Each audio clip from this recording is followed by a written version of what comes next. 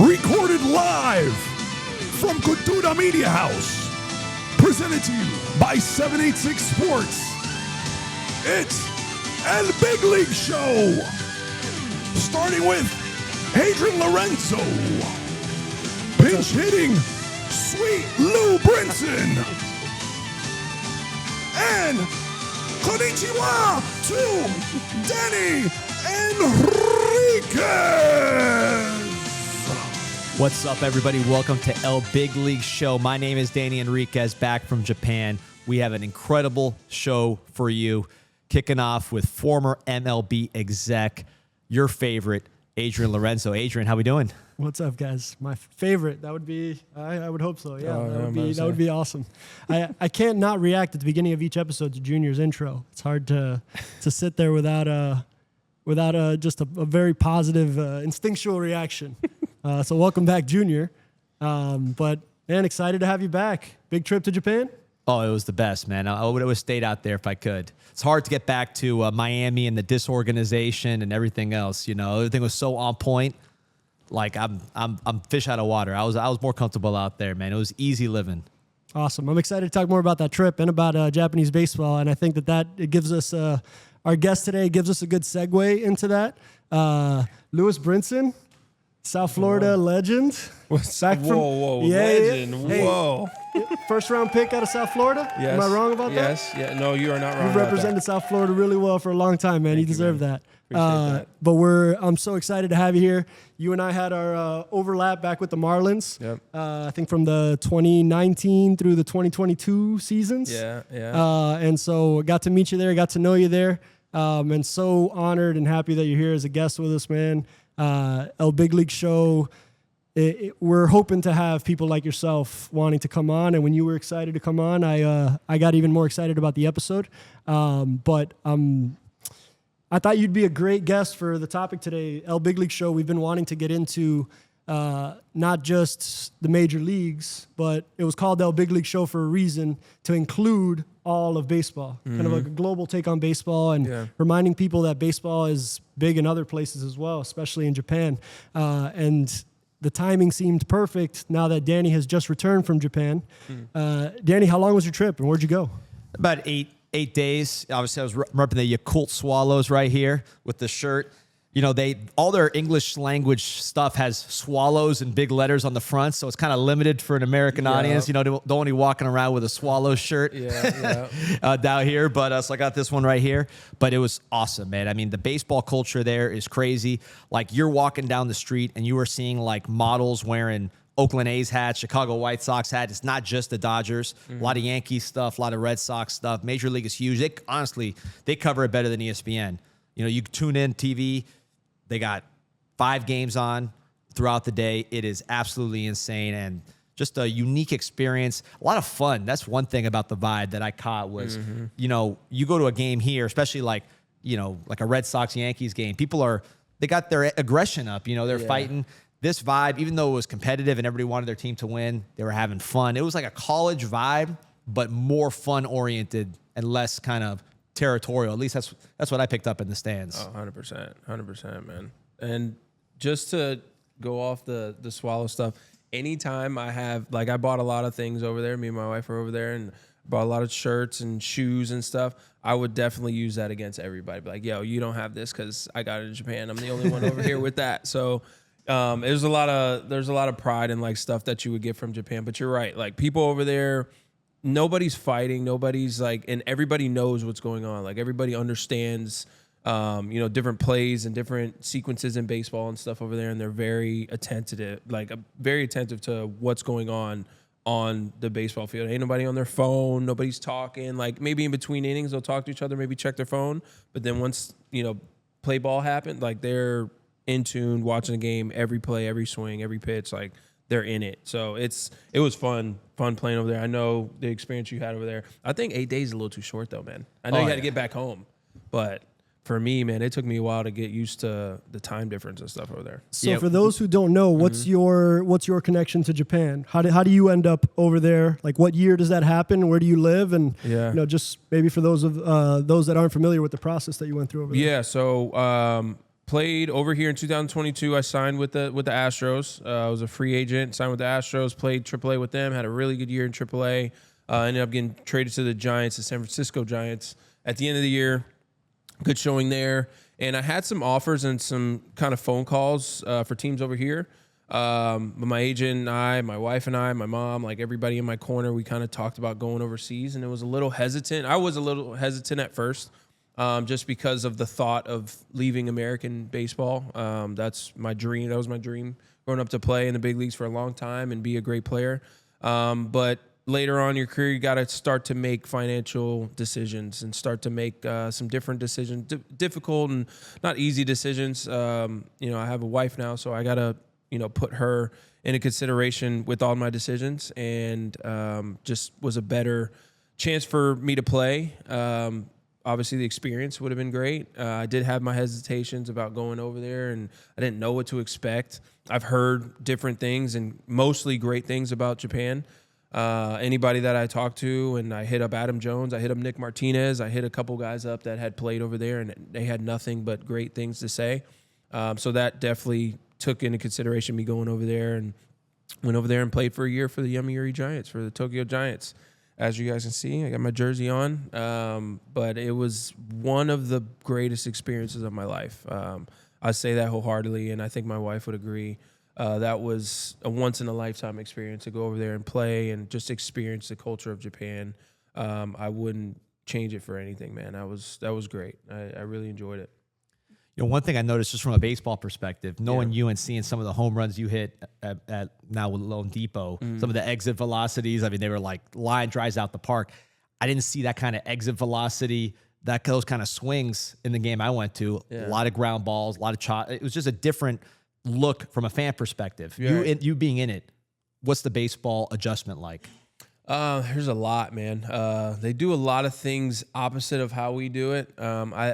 I feel like they play not to lose. Over here, we play to win. And I mean that, very respectfully. They are very strategic in how they put guys. They have 15 signs. I had 15 signs that I had to learn over there. They have all kind of stuff. I had to get a sheet of paper and they had to translate, and I had to learn every single sign. And when I had to learn the manager's tendencies, coaches' tendencies, just us as a team, like what we're trying to do on the field.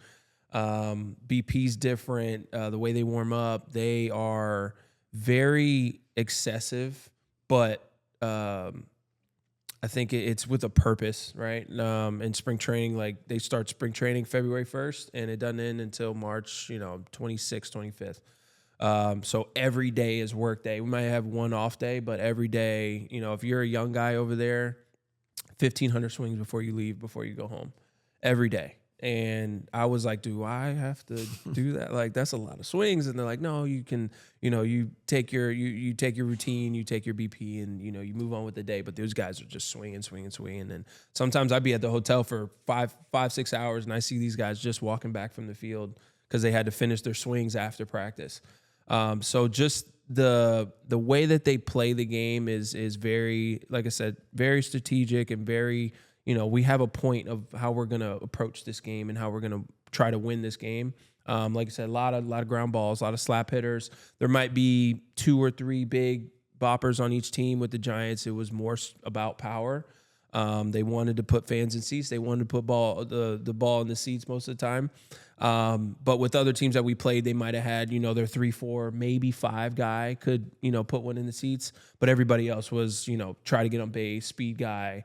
A lot of guys on the team were fast, but not a lot of stolen base over there because catchers' pop times are insane over there. They take pride in defense over there. They take pride in, not letting up runs, take pride in not walking guys. So games are really quick. I remember us talking about that. But the culture itself of baseball is a great brand of baseball. I think, guys, if you need to learn how to hit, or you need to learn how to hit a breaking ball or a fork ball, or just learn how to adjust to different pitches, when over here I think we have maybe 2-3 pitches we got to worry about from each pitcher. Over there it's 6. Like, they're controlling 6 pitches in the zone effectively. So it was just, like I said, just a different brand of baseball, and something I had to get used to and learn while I was over there. So it was fun. I'm intrigued by the transition from major league quality of pitching to then Japanese league quality of pitching. And obviously, like philosophically, they'll pitch differently because use the arsenal. How would you've gone through every progression of the minor leagues and the major leagues as well. Where would you best compare, like competitively, if you had to like slot it? Is it above AAA? Yeah, I think it's above AAA. Above AAA? I'd say it's above AAA. Obviously, they don't throw as hard over there. Okay. You know, there's not a lot of guys throwing 99 to 100. Like every dude coming out of the bullpen nowadays. Everything is more strategic. Everything is more, you know, splitter 0-0, you know, curveball 0-1, changeup 0-2. Like it's backwards, but at the same time, like if you show you can't adjust to something, that's the same thing over here. Like if you show you can't adjust to my slider away, I'm gonna keep throwing it until you do. And over there, if you show you can't hit this pitch, we're gonna keep throwing it there. And as an American guy going over there, they expect me to be, you know, 30, 40 home runs and, you know, a big threat in that lineup. So they pitch you a little different than they would everybody else in the lineup. But I'd say the pitching quality was just as good as major league pitching over here, minus the speed of pitches. Obviously, they had a lot of hesitations. Their moves are a little funky. So when I came into spring training, that was some advice I got from Adam Jones. Appreciate that, AJ.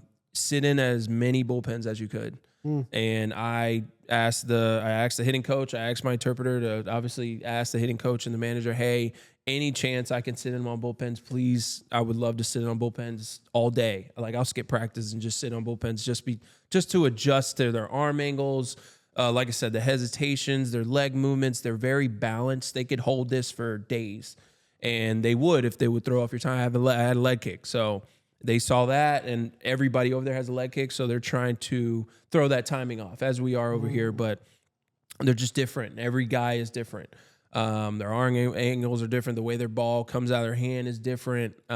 So I would say, like I said, the quality of pitching was very, very good. Like I don't want anybody to mistake Japanese pitching to be, you know, so low. I thought their pitching was, you know, above subpar, way above subpar for sure. Well, there are two Japanese guys pitching at the highest levels in baseball right now, and they were pitching in that league. So it's like, and you actually mentioned that before we started rolling here about, we were talking about how good Yamamoto's been, and then you mentioned that you saw him then too. Did you see Sasaki as well? I didn't see Sasaki. Okay, no, we missed Yamamoto. His day, thank God. But I saw Yamamoto, and that was probably.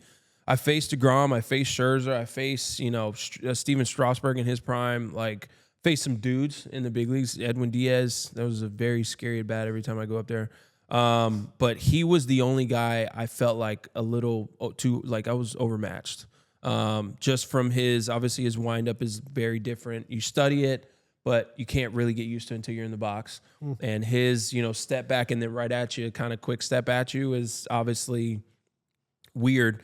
And he's not a big dude, but the way the ball explodes out of his hand was different. And the way how much break he had on his curveball was insane. And his forkball looked exactly like his fastball until it hit the glove, like until it wasn't there anymore. That, like I said, that was the only guy over there that I'm a little overmatched right now. Like I don't know what to look for. So he has the timing disruption plus the stuff. Yes. Which equals like the elite outcome is what I'm hearing from what you're saying there. Absolutely.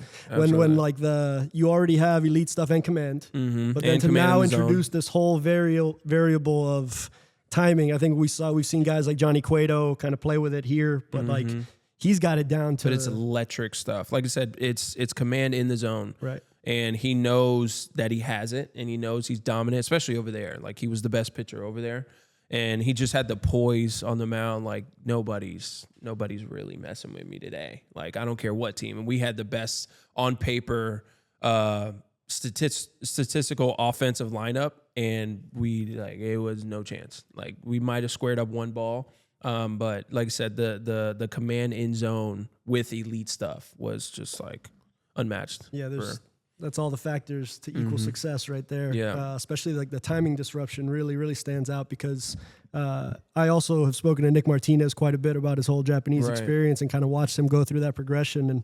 everything you're saying rings true about his description as a pitcher, though, and like what he learned about the things they do well. Yeah, that could maybe help in the major leagues as well. And he's been a good example of like making it to the big leagues here, going over there, starting like not where he would have wanted to, and then learning from that culture and Japanese baseball, putting himself in a position to get a big contract here, and he's gotten quite a few of them. But I think if you talk to him, he'll point to a lot of the things he picked up here, from timing disruption, for sure, commanding the baseball, you know, and like being okay with a weak contact ball. Because in the Japanese league, you're not going to be sitting on these massive strikeout numbers unless you're the elite guys, because so many guys are just going to put the ball in play, right? Especially with 2 strikes, right? Like there isn't a tolerance for the strikeout, it seems. No, it's not. Tell me. It's not. It really isn't. And you use the word shameful. It's almost shameful to strike out. It's almost shameful to walk guys. So guys are in the zone, but they're tactical in the zone. We're hitting the corners. We're on the black. Like we're rarely in the middle. But they would do a lot. They would do a lot of 0-0 fastballs right down the middle. A lot of guys would do that, like 89 to 92 fastball right down the middle. And they kind of lull you to sleep, and it looks like 98, and you're like, wait a minute, was that a 0-2 fastball right down the middle? And it's just a lot of that. But like you said, being able to command 4, 5, 6 pitches in the zone, being able to throw it with confidence, 3-2, 3-1, throwing a splitter in zone, like what? You don't like really see that over there. That's an out pitch. That's a swing and miss pitch, and for you to like, oh, I need to get back at the count. Here's my forkball. It's like, almost every guy could do that. It would get a little easier like it is out of the bullpen as far as like an approach and sitting on pitches. It's like I got to worry about 2 pitches. I got to worry about this guy's sinker and this guy's slider. Where over there, it's like, okay, this guy throws 54, 55% forkball, and he has a sinker. Those are pretty much the 2 pitches that you need to look for. Whatever pitches that you can handle, that's the one you look for. So it was a little similar in that aspect when it comes to the bullpen. But like starters and some relievers would have 5 or 6 pitches that they could control with ease. And it seemed like it's like, man, I don't know what to look for. I don't even know my approach. With the pitchability to use it is what stands out, because Danny, he asked me not too long ago, what does pitchability mean? Mm-hmm. And I've said the ability to throw any pitch, any count. Mm-hmm. And I feel like that is something, it's what you're saying, right? Yeah. Like that ability, because even if it's a 10% curveball, if it's in a count, you're not expecting it, and he all of a sudden he'll flips one in there, and you've locked in on 2 pitches. Yeah. And even if it's a low percentage pitch, he'll just flip it in there. I remember Junichi Tazawa. I don't know if you remember that name. Yes. But he, when I was with the Red Sox, he had this thing where it was 0-0 curveball, and he only used it 0-0. Mm-hmm. It never showed up in any other count. He was a fastball splitter, but that 0-0, he stole strike 1 every time in the 7th inning. And I was like, man, guys they don't want to see that in that count. No. They don't want to jump on that. But it was such a weapon for him to get what Danny and I talk about, the best pitch in baseball is strike 1. Like you get strike 1, the count leverage flips 100% in the pitcher's favor completely. And his ability to flip like this big breaking ball wasn't that good. It just had a lot of shape. So the hitter immediately kind of backed up. And he would just steal strike 1. You know it's coming, but hitters don't want to. And that was pitchability to me. The ability to flip that, even though the rest of your repertoire is fastball splitter. I remember Escobar jumped him one time, though. And it's the confidence to be able to tell yourself, like, okay, if I'm going to sit on this, like, I got to do damage. I can't roll over to strike. I can't roll over to shortstop or third base. Like, and I think a lot of guys like hesitate, like, man, you know what? I'm gonna just let this thing go by. There's a chance I might roll this over or pop it up. Like, you just don't, unless you're locked in. You like, okay, I'm sitting a breaking ball right here, and I'm gonna hammer it. And a lot of guys, I feel like, just from a hitter standpoint, it's like, man, I'd rather sit on a 0-0 fastball down the middle, do some damage on that, than possibly mess up my timing and swing and miss, top it, roll it over, pop it up. Now I'm walking back to the dugout. It's like, God, man, why did I just trust myself? So yeah, I think that has to do a lot with it too. You just like hitters aren't confident in being able to do damage on that pitch. They don't want to. No. On a non-fastball? Yeah. You don't want to, because it's too much to look for already. Yeah. And it's not the count for it. Timing, yeah, man. And I think the Japanese pitcher seems to be more quick to use the full repertoire, because there's some starters where at a certain point, even if they have 4 pitches, you can box them into 2. For sure. Yeah. Right? Because they don't really have that especially now with a runner on third, Yep. 2 men on. Are they going to go to that big breaking ball in the dirt down away? So it's really, they get limited to a mix, but it sounds like what you're saying and what Nick was saying as well, that he learned that he had to be any pitch, any count. Yep. Because it's a way to have success over there. So before I want to give Danny a chance to talk about the game experience, but you're wearing a Yomiuri Giants jersey. That's the team you played for. Yep. Every time I hear Yomiuri Giants, they give that comp of like the Yankees of the MPB.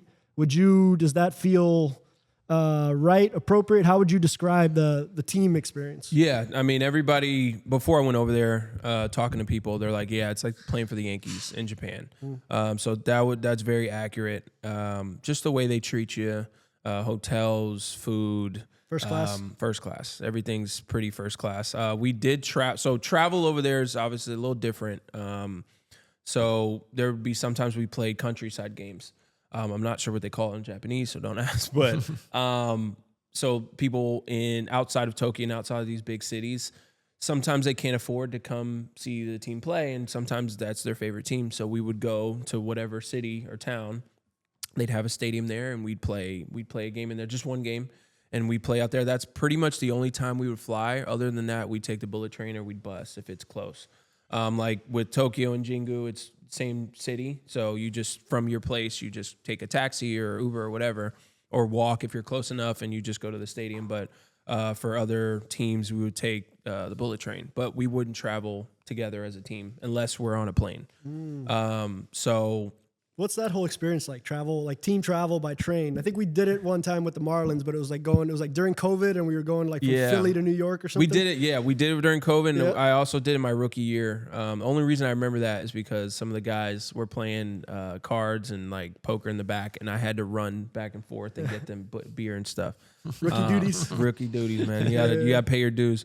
Better system in Japan, though. Better train system. Yes, train system. I mean, they would set us up. They would buy our ticket, obviously, and set us up with like the first class ticket over there. So go to sleep, work, whatever you got to do, and then it'd stop every couple stops. There would be different trains that would stop at different cities, but for the most part, we took we took the fast train, if you will, over there. And it does go like 200 miles an hour. We passed Mount Fuji all the time, so that was a cool sight to see. But yeah, the travel over there is a little different.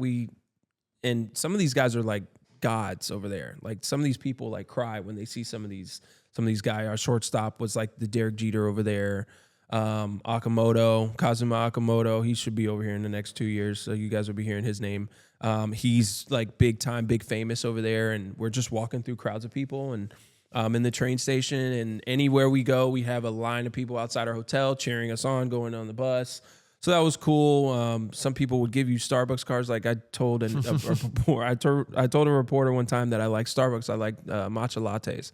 So we were in Nagoya. We go in the train station there, and before I go to the hotel, there's a lady sitting outside our hotel, and she hands me a Starbucks gift card. It was for like, I think $15. So every time I go to Nagoya, this same lady hand me a Starbucks gift card, and the fans are just so excited to see you over there. Like anytime we're in the train or outside or just walking around, and they recognize you, like they damn near cry seeing us walking around. Like baseball is huge over there, and they look at baseball players as like larger than life. But yeah, the organization, first class organization, they made sure everything was taken care of. They took care of my wife over there. I didn't have to worry about her, how she was going to get to and from games on the road. It's a big part of it. Yes, exactly. That helps me kind of relax on the field, knowing she's sure. okay in a whole different country. I can't really, make sure she's okay. I think everybody playing professional baseball would echo that statement. Oh yeah, 100%. Like the peace of that you could play with, knowing that the family stuff and all that is taken care of. It's huge. So they made sure they were, very good do at that big league too. 100%. Cool. But yeah, first class organization for sure over there. Let me ask you about the just team dynamics, because 4 players, right? They could be foreign born on each team. 5. It's 5 now? 5 now. Yeah, I think they might have changed it. It was 5 when I was there. Yeah. So how does that impact just kind of the feel of the team? Like you being, obviously you've been in major league clubhouses where I'm sure it's competitive, your team, but it's competitive too with some internal dynamics. Yeah. What was it like on this team as one of the 5? It was It was cool, honestly. I mean, our teammates made sure that we were in the right place at the right time. Obviously, some of our coaches didn't speak English. Most of the coaches didn't really speak English. Obviously, I had an interpreter, so he'd help me. But if he was with somebody else or he just wasn't there, and we had a meeting, there was a guy next to me, Chono. That was a great dude. He was like 39 to 40 years old. But he was my locker mate, and he spoke a little English. So if I didn't quite understand something, he'd be like, hey, this is what this means in, kind of broken English, but I can understand him, and he would help me understand what's going on, or if I made a mistake, like he would explain it to me. So everybody was trying to help each other. Like there was no like, man, why'd you do that? Like there's some guys holding, there's enforcers, if you will, like holding guys accountable, the young guys, but for the most part, it was a cool dynamic. They would bring us gifts if we said we liked something, or we liked steak, or we liked chicken, or we liked sushi, or whatever. They would, hey, I'm going to a sushi spot when we go to the next city. I want you to come. And it's kind of impolite or kind of disrespectful to say no, especially if it's an older guy like him. Anytime he invited me to dinner, I would go. So they were very, very kind, very, very nurturing. They knew, we were in a foreign country. So if we needed anything or any advice or where to go, where not to go, they would tell us. But on the field stuff, it was very encouraging. Like they were, if you did something right, it was cheers on cheers. If you did something wrong, it's like, it's okay. Like you'll get them next time. Like it was very encouraging, but also hold each other accountable. Over here, it's more like you get in somebody's ass if you mess up. So, which is what you need sometimes. But that's just now how they work out there. But the team dynamic was awesome. Guys, they love fashion over there though. They love to look good. They got like every guy has a sponsor, and they have like 10 different pieces of whatever, like wristbands, clothes. So like maybe in the fourth inning, they take like a smoke break in the fourth inning. So they would come in and change their entire Under Armour, anything. Like they would change their leggings, their undershirt, their wristbands, put on new wrist tape. If they wanted to change the cleats, like they would change their whole outfit and then go right back on the field. You casually said smoke break. Yeah. I know obviously it's known that's a thing, it's interesting how casual it was in the sequence of events. Yeah. In the middle of a game that I think is just a whole other experience here. It's still going strong. Oh yeah, it's a fourth inning and seventh inning. They redo the field and they take their time, especially with the dirt infields. All dirt infields, they got to literally redo the whole field. So they would take smoke breaks, and the umpires would go in and smoke their cigarettes, and some of the guys would come in and they would have underneath the dugout. They would have just kind of designated smoking areas, and then in the clubhouse they'd have like these little I don't know what they're called, like little smoke rooms where the smoke would just evaporate in there. It wouldn't smell so much. But yeah, they would take that little second to change their clothes and puff and go back on the field. The crazy thing is, I was there for 8 days. I didn't see one person smoke a cigarette because I guess they keep it so segmented, right? Where you can smoke and where you can't. It's not like here where people are smoking blunts like in downtown, in the middle of the street. No. It's designated area. Like there's next to a bus stop, and then there's a smoking section next to that bus stop. So like you'll see like 15 people just huddled into this little area just smoking. But yeah, they don't like. It's a very clean country, very clean city. They don't like, just walking around, you just smoking a cigarette. I'm glad you mentioned, what was his name? The guy who kind of helped you? Chono. Chono, okay. Chono, I think those guys don't get their flowers enough, those types of players, because they're bilingual enough to bridge two cultural gaps. Right. I think you see this happen a lot more in the United States because a lot of guys, especially guys from South Florida, Texas, they speak Spanish at home as well. They're bilingual. But I've seen that role be so valuable in good clubhouses, like that, the bridge guys between the two cultures. You got to speak a little bit of both at least to kind of do that dance. I remember Devin Marrero, also another what I think is a legend of South Florida, another first-round pick out of South Florida. I watched him do this with the Red Sox, and then he'd go on to sign with the Marlins later, and he was constantly in this role. Yeah. Anytime there was Miggy Rowe would do this a lot too. Anytime like a meeting on the mound, it's it would be him going in Directing and it for the most part, translating yeah. and kind of like, and I think that those guys are so important, yet they're highly underrated because especially for the young Latin guy who comes in and doesn't speak English, for somebody to know what know the process and to be willing to talk to you and guide you through it, knowing that you're fish out of water a little bit. It sounds like that's what happened Literally there. With him, and he was pretty much the main guy. There was another guy over there that was like 42 years old. He played forever. But yeah, like he's like the bridge the gap kind of guy.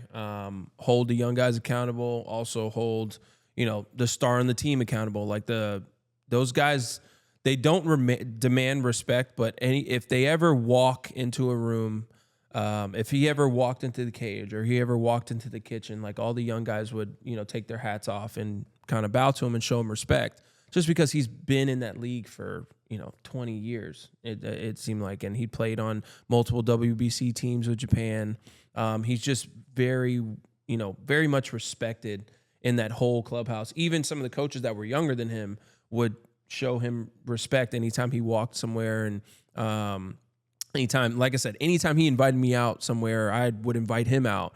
Like, oh, I'm sorry, I'm busy, I can't. Or anytime he would invite me somewhere, like, oh no, I'm going. Like, babe, I can't. I'm going with Chono. Like, Chono invited us to dinner. We're going to dinner. So those guys over there, it's a little bit different. Like maybe a Miggy Rowe or a Devin or Jesus Aguilar. Like those guys, obviously they're very much respected, but it's not like everything stops when they walk in the room.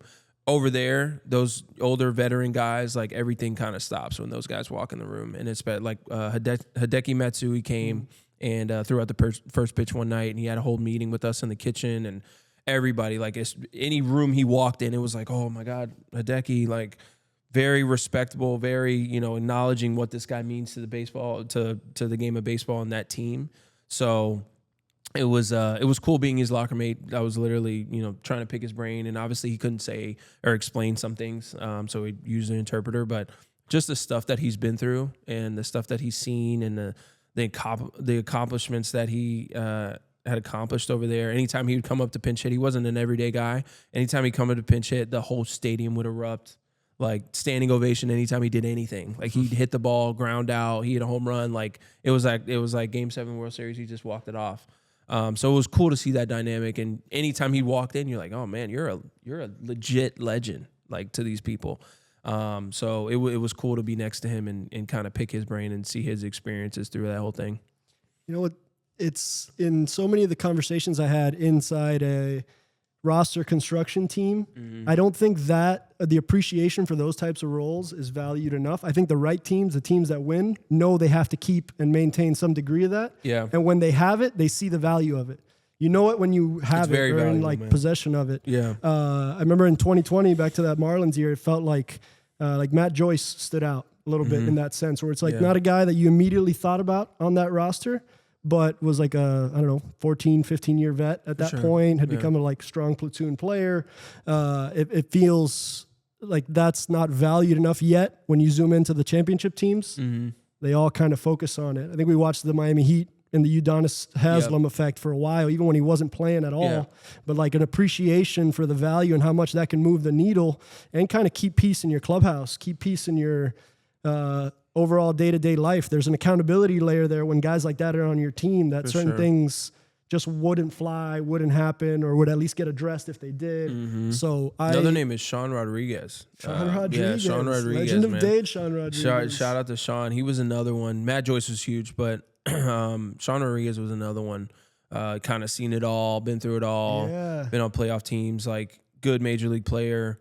He was the guy, kind of the enforcer, hold the guys accountable. That was a tough year, as you know. Like it was just, there was a lot to complain about. A lot of things we could, hang our heads about. People were blaming us for possibly canceling the whole baseball season, and he was the guy that was kind of like, hey man, forget everybody else. Like we're in it.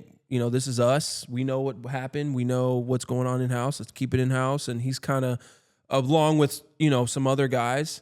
He was the glue that kind of held everybody accountable and held everybody together. So shout out to Sean. He was another big component of that for sure. Huge shout out because look at how you're talking about it. And I know from a roster standpoint, he did it from like the taxi squad into the big league club, back out into the alternate site. Yeah. And just like to carry that while being in a kind of marginal role on the actual team, that shows how much. Like, for sure. And he deserves all that respect. He knew. I think he just knew the role. Like he knew, Yeah. okay, I know what I'm going to be. Like, let me be that guy. Let me be the enforcer if I have to be. Let me be the accountable guy. Let me be the guy, young guys can come talk to and express what they're going through. Yeah. So, I think he just knew the role and he just embraced it. And, again, shout out to Sean, man. You're appreciated even if he doesn't really think that for that year. I wish we could have made it longer or, made it further on in the playoffs. But that was a tough year. And he was a guy that was like, man, forget everything else, bro. Let's just go out here and ball and beat these teams so we can go to the next site and then go to the next city and kind of the story. It's just going to make the story better. That guy had a run, man. I remember the 2015, 2016 Red Sox era, we'd play the Rays a lot. And he was on those good Rays teams that won a lot of games. And I think he gets slept on a little bit in how good he was, like playing. He was kind of before Kike Hernandez and a few other guys were doing every position, like different position, different day thing. He made that a regular thing. That year. He was our third catcher that year, just in case, man. He was going to be, if we got hurt or somebody went down with COVID, Sean, strap it up. So that he knew his role, man. He was willing to do anything for the team and to win. So, yeah. Let me bring back to Japan real quick because, like what you're talking about, that COVID season, the blame game that you guys dealt with and the other stuff you guys dealt with and how you had to lock in. Yeah. Obviously, that was a unique deal. But just thinking from a Japanese perspective, I look at Ohtani last year, and right before the season, you're talking about $15 million from your best friend. Yeah. Everybody knows about it. They're blaming you for maybe being part of it, dealing with a ton. Ends up going 50-50, and it's like it didn't even happen. Yeah. You being around these players and the culture, the failures and all the things you deal with in baseball, how did you sense kind of their mental toughness and their ability to kind of compartmentalize those kind of things? Yeah, I think just the ways they're brought up and raised. They're raised very militant over there, and they're taught to not let outside things distract you from the main. Like keep the main thing over there. They're so disciplined as far as what I have a job to do on the field. I'm not leaving until I do that job. And I think all the outside noise and all the, scandal and all this other stuff, like they don't go through that over there. Like they don't pay attention to any of that. I'm sure some of them do. And some of them did. I learned in prior years had some scandalous things happen. But they just kind of get people to sweep it on the rug, or they sweep it on the rug themselves and they just focus on baseball.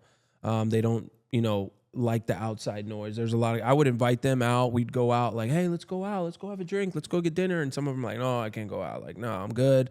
I'm going to go to my spot. They have their little, 5-6 spots that they can do whatever they want and drink whatever they want or eat whatever they want. And there's no cameras. There's, no other people in there. Paparazzi, they love that word. They're like, no, paparazzi. So I'm like, no, nobody's gonna, like, if I'm going out, I look different. I'm a tall black dude with dreads. Like, I don't look like everybody else. Everybody knows I probably play for, the Giants or some kind of team over here.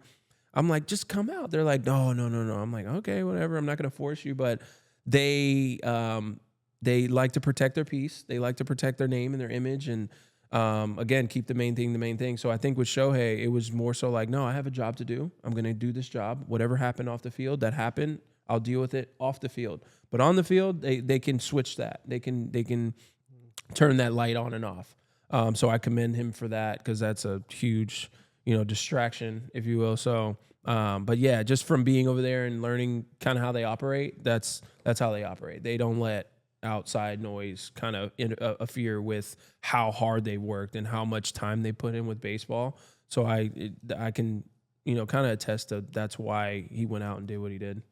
Switching to a team here that's dealing with outside noise and thriving, I would say the New York Mets. Yeah. Right? We heard all offseason about Pete Alonso and his contract situation and really didn't get a huge resolution on it, right? It's kind of kicked the can down the road. Yeah.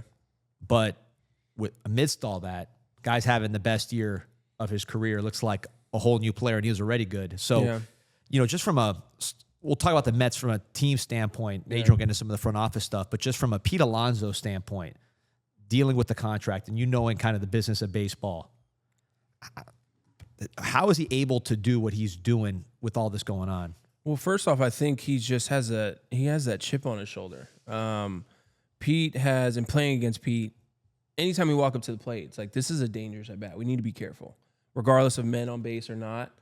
We need to be careful, regardless if he's struggling that day, regardless if he looked stupid on three different occasions that day or that series. Like, we need to be careful. So it's in there. But I think with him this year, he has a chip on his shoulder. Essentially signed a 1-year deal, player option. So he has that, like, no, I'm going to show you guys why I want to stay here, because obviously he loves New York. He loves the fan base, and he loves just the pride of being in New York. And then kind of building off last year, sending them on that historic run that they went on. He kind of building off that, and just he wants to be with the guys again. I'm sure he has he's got friends on the team that he's grown up with and made it to the big leagues with, and he just wanted to be a part of that. But again, he wants to show, one, the Mets, and two, the rest of baseball, like, hey, like, I'm here, and I'm one of the best hitters, if not arguably top 5, top 2 best hitter in the game right now. But I think just he's become a complete hitter. We always know Pete as like all or nothing kind of guy, 50, 40 home runs a year. But his walk rate's up, strikeout rate's down. I think he has more walks and strikeouts right now. He's using a big part of the field. I think he talked about being more of a complete hitter this year. And you could see it on the field. He's using the big part of the field. A lot of his home runs are oppo. I think that one he flicked out in Citi Field, I don't know if the wind was blowing out or he's just that strong. But he's using, like I said, the big part of the field. He's trying to go opposite field. He's not swinging as much early on in the count. He's being more patient. He's trying to be that protector behind Juan Soto. And obviously he's doing a pretty good job about it. But he's trying to be an anchor for that team and in that lineup and cause pitchers headaches. And even though he already did, but being more of a complete guy and showing that he could be a good hitter on top of one of the most feared power hitters in the game.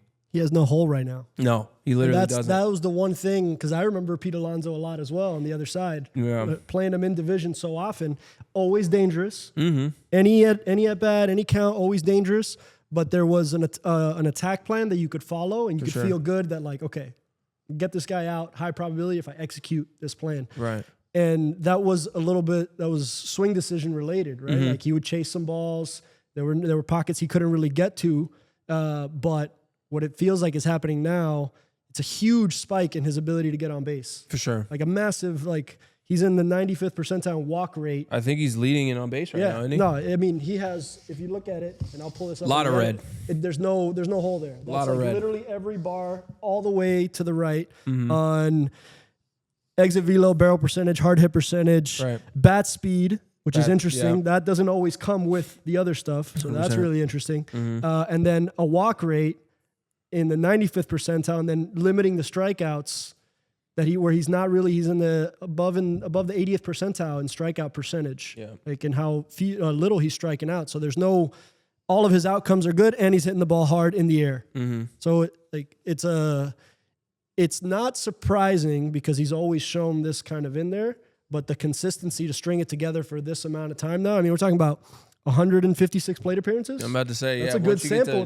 Once you get to 200 plate appearances, that's pretty much, the hitter you're going to be most of the year. So the fact that he's doing it it's still early, still very early in the season, but the fact that he's consistently, doing this and putting up these numbers is a telltale sign that I think, he's the hitter that I think it's always been in there, but he's a great hitter on top of a great power hitter. But like you said, barrel percentage, bat speed increasing, and the fact that his bat speed increasing and that he's getting on base at a high click that he is, like, it's just impressive to see. And it's a commitment to, the work you put in this offseason. Yeah, he unlocked something this offseason. Something clicked, for sure. And I want to speak real quick about there's a sense that, Pete Alonso, if he's such a great player, why didn't he command the dollars or the long-term contract that all these other guys did? And I think first base is really interesting. That first base DH pool, it's not that it's not a valued position. It is, and teams spend money on it. But there's so many more options. Like, that market is so much more saturated. If you need to go get a right first base bat, there are a lot of guys that play that platoon pretty well. Yeah. So you just have, like, teams don't feel like they need to rip, like, you treat a shortstop differently in free agency differently than you treat a first baseman. And even Juan Soto, even a right fielder, you treat that differently than you would a first baseman, which feels more findable. But what I love about this story is that Pete's saying, oh yeah, like you need to spend dollars on this position. Because like, here's like, you paid me this for 1 year, and now it's like having your best year in your platform year. Yeah. In the year that's going to get you paid. Yeah. And that's what Soto did. Yeah. That's exactly what Soto did. It takes 1 year. We say it as players, and I'm sure as execs and people in front, like it takes 1 year.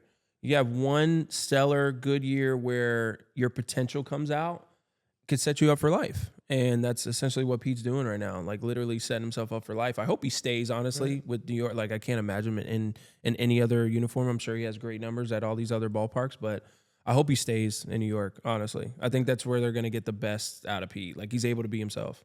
Other side of the ball, obviously, you're an outfielder that was known for your defense. Tyrone Taylor making some great plays, a lot of defensive, good things happening. So what do you see from him? I see a guy that, one, takes pride in his defense, and two, knows his role. Like, he knows he's on that team to play lockdown defense.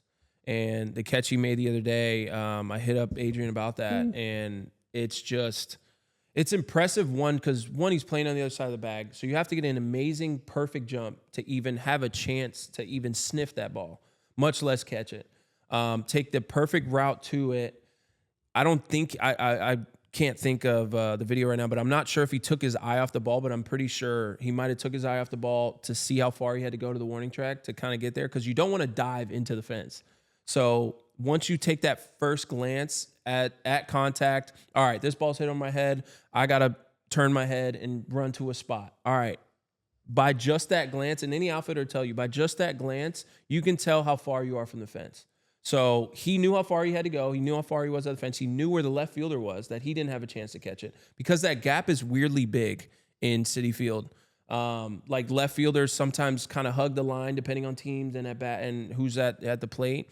But the left fielder kind of disappears, and the center fielder has to cover that gap. So you have to think about, all right, where's my left fielder? Is he going to have any chance to catch this ball? No. And you have to worry about calling that guy off as you're running full speed to go catch this ball. So that catch that he made the other day in the gap was actually insane off Lourdes Gurriel, I think, hit the ball. But just his defense all around has always been great. Good speed guy, but he has great instincts in the outfield. And I think he's an important reason why the Mets are where they are in the top of the division right now. That play was ridiculous. Ridiculous. Like, as an outfielder, just that defensive, the IQ on that play. It's interesting. You don't get to see that on TV if you just watch the broadcast, because the cut cuts too late in the sequence to appreciate the things he does in the front end. That's why I love the videos from a different angle where it shows like the position the guy like bounced into to be able to like take that. And I'll bet if you watch this one, I think we could pull it up and find it. You have to time the pre-pitch perfect here. There's no way you could get that good of a jump. Can't lose a step. Yeah. And then the full bailout to full extension to get it and actually glove it. All the things you said, you still got to glove the baseball and secure it, fall hard, hold it the whole way through. So just really an impressive play overall, but to me shows an appreciation by the Mets overall of center field defense and outfield defense, right? Like there are other guys that could be playing center field there to be getting the offense out of the position, right? But I think the Mets are properly appreciating that if you have a good offensive team and then where you specialize is like right up the middle, and with Lindor and with this guy now, with Tyrone Taylor and Jose Siri's on the roster as well, to show you that they really appreciate that thing, that specialty skill.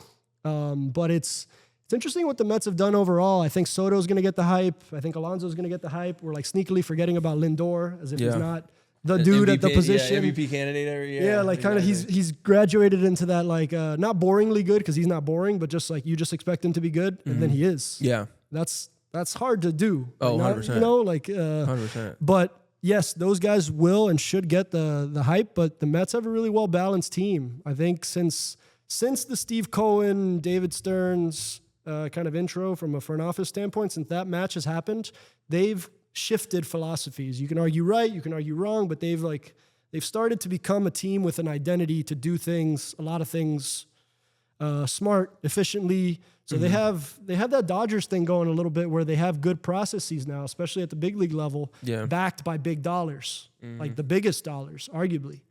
When you net out Soto in free agency, that means you played in the biggest free agency game you could play. Yeah. And you said, I'm going to win this game. Yeah. I'm not going to get topped. That, and what I found interesting is that the Yankees and the Mets went head-to-head in that Soto free agency. And you, the Mets, as a front office, as an ownership group, you had the best pitch. Mm-hmm. Mm-hmm. And you would think the Yankees, that's obvious. Yeah. And you know the Yankees came with the dollars. You know that wasn't like the cheaper deal or the lower value deal. But that the Mets went head-to-head with the Yankees on a player who just went to the World Series with the Yankees. Arguably and decided, got them to the World Series, yeah. And he chooses the Mets over the Yankees. That tells me not like, oh, the Yankees are no good or whatever. No, that tells me like, shit, dude, the Mets are doing something compelling because you have to sell that player throughout that whole free agency pitch. Yeah. He becomes a face of the franchise, but he's got to believe in the vision that you're setting out of the pitch. Free agency pitches at the highest level you have to do good in that room to like convince that player. The $1 million more at that level isn't moving the needle really. Yeah, it's about like, what's your big league experience like? What experience is my wife going to have here? My kids? Do you do all these things pro? Do you? And that's why I shouted out the Dodgers in a previous episode because I think they got this right. Like you go play for the Dodgers, everything about your experience is pro. Yeah, it feels like you it's can big get. League. It's a big league. And I think the Mets, they deserve some credit here in terms of graduating into that territory or that tier of team. I don't know that they ever weren't, but something feels different now. Oh, for sure. Yeah. For sure. Especially playing against them. The Mets were always competitive, a problem for us anytime going to New York or they're coming here. Like they were always a team that would give us headaches, obviously. But like you said, it just feels different. The culture, they have a culture now. They have a set culture like, hey, and I think over time, Francisco Lindor has developed that and said like, hey, listen, this is the standard. We're going to hold everybody that comes here via free agency, comes up here via prospect. I don't care what number prospect you are, you fall in line, and this is how we do things up here. So I think that has a big thing to do with it, and I think that was a strategical sign when he initially signed it, even though he got off to a rough start. It's tough to play in New York, obviously, at the get-go, but I think he has a big thing to do with that. I also think that Brandon Nimmo being there from the get-go, I don't want to say a rebuild because I don't think they're rebuilding, just from starting his career with the Mets and knowing that he's a staple guy in this lineup. He's going to be in this lineup, sign the deal, and I think that's a great deal for him. Always a problem anytime we play him, like Brandon Nimmo's going to get on base at least twice today. Like no matter who's pitching, Sandy pitching, I don't care who's pitching, this guy's going to find a way to get on base. So he's always wreaking havoc that way, always playing, pretty good defense out there. But also I think in that clubhouse, I think he's a big leader in that clubhouse. He seems kind of quiet, but I think he's also a vocal guy. Like, hey, listen, this is the way we run things. This is the way we do things, along with Lindor, along with Pete. Starling, I know, doesn't say too much, but I know he kind of leads by example. And he's got that presence. Yeah, definitely. That's a good, he's got that presence. He walks in like, okay, let's do what this guy's doing. Yeah. So I think, like you said, something's just different. The culture, pitching staff, I don't know if it's the front office or the training staff or coaching staff. Like, I don't know what it is. Obviously, we're not with them every day, but something's definitely changed for the better. And I think it's just momentum also from last year, like proving to themselves, like, all right, we can compete with these elite teams, the Dodgers, the Brewers, the way that they beat the Brewers, and just the confidence coming into this season. I know that starts in spring training to where it's like, hey, listen, man, we got to a good place last year. Now it's World Series or a fail for us, for them. So I think when they start to get some pitching back, even though their pitching is the best in the league right now, when they start to get those guys back, I think just the confidence is going to continue to rise for them. Literal best in the league. I shared with you a graph that like you put all the team logos into like the whatever you call them, one of those graphs, the scatter plots, and like the Mets are in like this far right corner, like best ERA, best FIP. They're just like kind of in their own territory. So they're doing some good things. But I'm glad you mentioned Brandon Nimmo. Brandon Nimmo, that's the right word. He's a problem. Yeah. When you're preparing for him on the advanced side, we played him a lot. He's a problem, man. He'll get on base. He runs good. He's not a base stealer, but he runs good, so he's going to score on balls in the gap. Great base runner. He's going to play good defense. He's going to walk, and then you're going to be so frustrated by that walk, he's going to sprint to first. The thing he does where you're just, bro, I would get on the other side of that, I'd be like, seriously, it's just so a distraction. Like demoralizing as a pitcher. Yeah. Because then he's going to he ends up scoring. But god damn, if that guy didn't come up in big spots playing the Mets all the time, where he was like, you look at the end of the game and you're like, damn, that guy killed us today. Quietly. Yeah, very quietly. Just killed you. Very quietly. Made a couple nice catches, made a smart throw, keeping a guy on first instead of having him in scoring position. Got on base against our A. You know what I'm saying? Like, you got Sandy on the mound. That's win day. You know what I'm saying? That's supposed to be win day, but like, he just finds a way to get on base, whether it's a hit by pitch. He used to crowd the plate. He's getting on base with a walk. He's seeing I single up the middle. Like, he's just finding a way to get on base. Now, this year, he hasn't been the on-base machine as he usually is, but I think with the last, 10 games, he's trending upwards. But he's just going to find – he's one of those guys at the end of the season, his numbers are going to be where they are. Yeah, I'm glad that profile got paid, you know, and that he got to stay and watch that. Like you said, watch the whole arc of that group of position players and pitchers that came up through that system, and you see the whole to enjoy it now. We had Mike Lowell on here not too long ago, and he was talking about what was the most enjoyable about that 2003 World Series was that group of position players he came up with. You got to watch the arc of being worst in the league and kind of bottom of the division to then going and seeing the World Series progression and then getting paid within that, which is always nice for everybody involved. What stands out here, he's in the 98th percentile in hard hit percentage in the major leagues right now. Yeah. So Brandon Nimmo his name doesn't get mentioned often, I think, but he's a problem, man. And does that play off his patience, the ability to hit the ball hard? Is that something that I think so. I think it seems like he's trying to lift the ball a little bit more, trying to hit for a little bit more power, which, I mean, he's prototypically like a 15, 20 home run, like stable 15, 20 home run guy. But I think he's trying to hit for more power this year, which, you know, obviously kind of diminishes his on base. But if he just gets back to Brandon Nimmo, like, all right, I got to get on base. Like, batting fifth, sixth in that lineup, just getting on base every time. Like, it's gonna turn out good for him. He's gonna turn into Brandon Nimmo again. That on base machine, like I said, is 360 to 390 on base every single year. So I think his career is like his career 367. So I mean, he's gonna get on base, but I think he's trying to hit for some reason like a little bit more power this year. It's working, first of all. Yeah. Like it's really interesting because I think the only way you can make this evolution or maturation as a hitter is to make the good decision on the front end. He's always made good. He's always seen the ball well. Yes, yeah. He's always like, God, that guy would take 0-2 pitches. And you're like, how do you take that so confidently? How did he not swing at that? So confidently. Yeah. And that's like, it's a borderline call. And you're like, but the take was so impressive. But that guy already makes good swing decisions. I like his odds of like, okay, I'm going to try to do a little more damage, but I can already see the ball good. I already make good swing decisions. Now it's can I catch it out front? Can I leverage a few more balls to the pull side, get the ball in the air a little more frequently? Right. And I wonder is the Soto effect real? Like even if his numbers aren't eye popping, his numbers are still very good. He's Juan Soto at the end of the day. I've seen he killed as a national to then kill as a Yankee, and we all watched him in the World Series, so that got put on blast last year. But like I asked as I'm preparing and doing my notes, use Perplexity, like I've talked to you about, to help organize your thoughts. For sure. Like, hey, tell me what's going on here, what's going on well. And one of the things it said was the Soto effect, and some stats on like everywhere he goes, the guys around him kind of peak in their performances or in the years that they're having. And I think that there's something to it. Just having watched it happen with Soto for so long with the Nationals, it just like killed every inning that he's in if you're on the other side of it. You're always pitching around him in some capacity. And then when you do give the cookie because nobody wants to walk him every time, he had that ability to like cash in on that for extra bases and just make it look.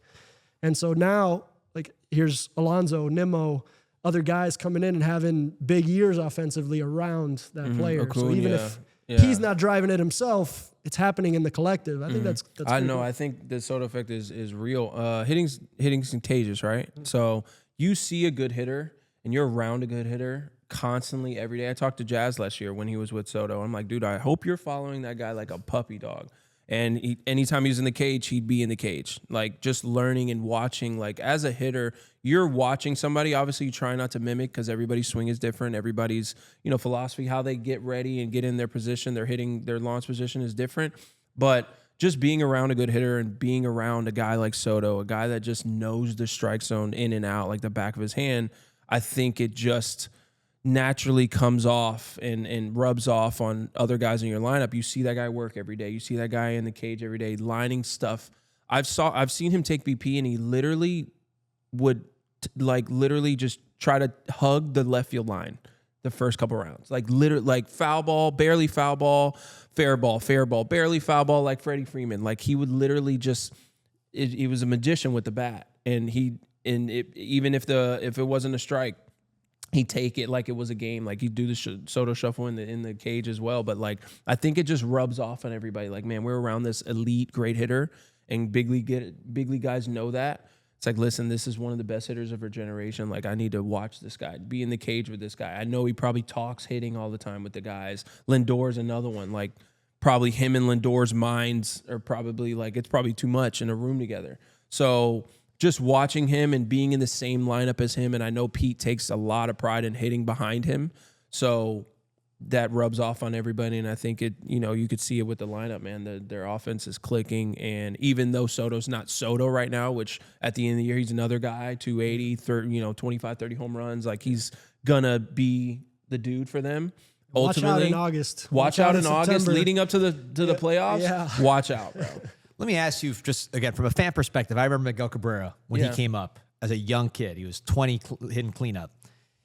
He refined a lot of things he was doing, but a lot of it was there early, already, just as far as the maturity at the plate. Soto, somebody who he's still so young. He's a veteran, I guess, at this point. He's played so long, but it's not like we're talking about Baez a little later, guys that made these dramatic changes. Alonso. It seemed like a lot of what he does was there at a very young age. You guys who played it, you played at the major league level, how much of that is just innate? I think it's just he's just a natural hitter. Like, hitters are going to hit. And he did it all throughout the minor leagues. And then you come up. I remember that he'd coming up, and I'm like, yo, this kid, like, first of all, don't look 19 or 20. This guy's got to be 28, at least 30. But you could see from the moment he stepped in the box, like, it wasn't too much for him. He knew he belonged there. He knew what he was doing from day one.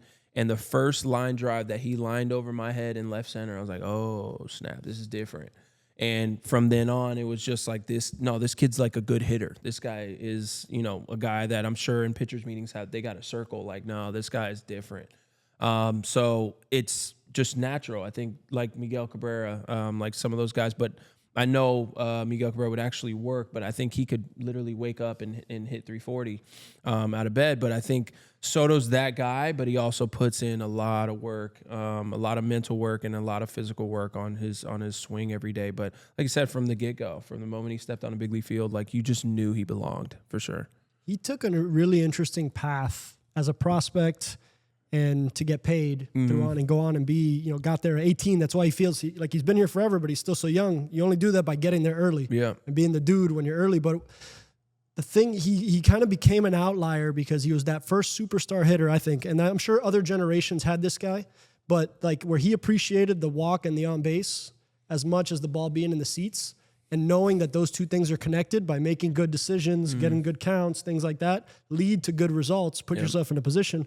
But a lot of guys, especially a lot of like Latin American hitters, are not in the high on base category or in the like grading out in like elite swing decisions. You looked at Soto the whole way through, it's like he'll take that walk because he also understands that walk now creates traffic. It's a runner on base. It's the Oakland A's Moneyball thing from however long. You get on base, you do good. Yeah. Like traffic is good. And I think Soto has appreciated that more than a lot of guys to the point where the criticism on him at times has been like, is he passive?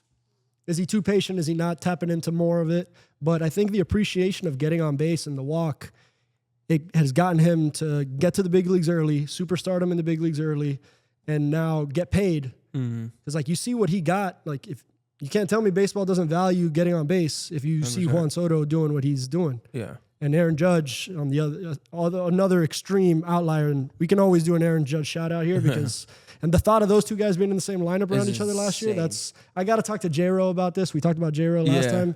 To be there as the hitting coach with those two guys, that's like I can't even imagine. I'm about to say he had to show up and just like, hey, this is where we're facing today, and just sit down. Easy or high pressured. You know, because at the same time, it's crazy. But like those guys, I feel like those guys don't.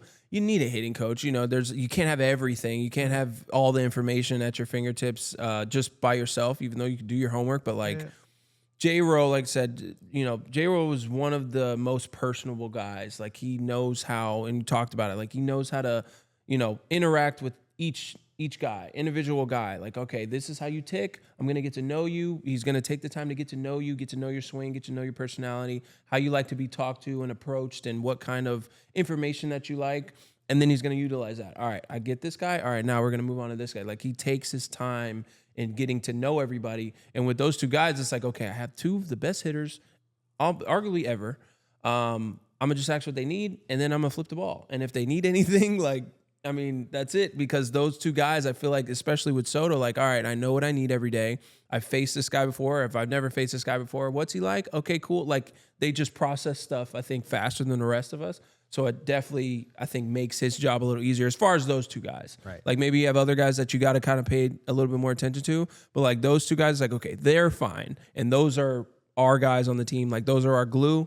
As long as our glue is fine, you know, my job can be a little easier. I can focus on these dudes a little bit more. But, yeah, with the Soto, like, does he need a hitting coach? Like, I feel like he's the whole team's hitting coach at this point. So, but he's having a down year so far, and he's has a 374 on base. Like, he's going to get on base. He's going to find a way to get on base. If I'm not getting hits, I might be lining out, but I'm going to find a way to get a walk. I'm going to find a way to get on base. I'm going to tire this pitcher out. I'm going to make him throw 15 pitches. He's going to be annoyed, and he's going to leave me a cookie, or he's going to give in or not give in and throw in the third, and I'm going to take my base. Yeah. It's interesting because even if that guy, Juan Soto, Aaron Judge, we can insert a bunch of names in here of elite players, even those guys with the hitting coach is going to look at him right before he goes up. He's like, hey, what you got?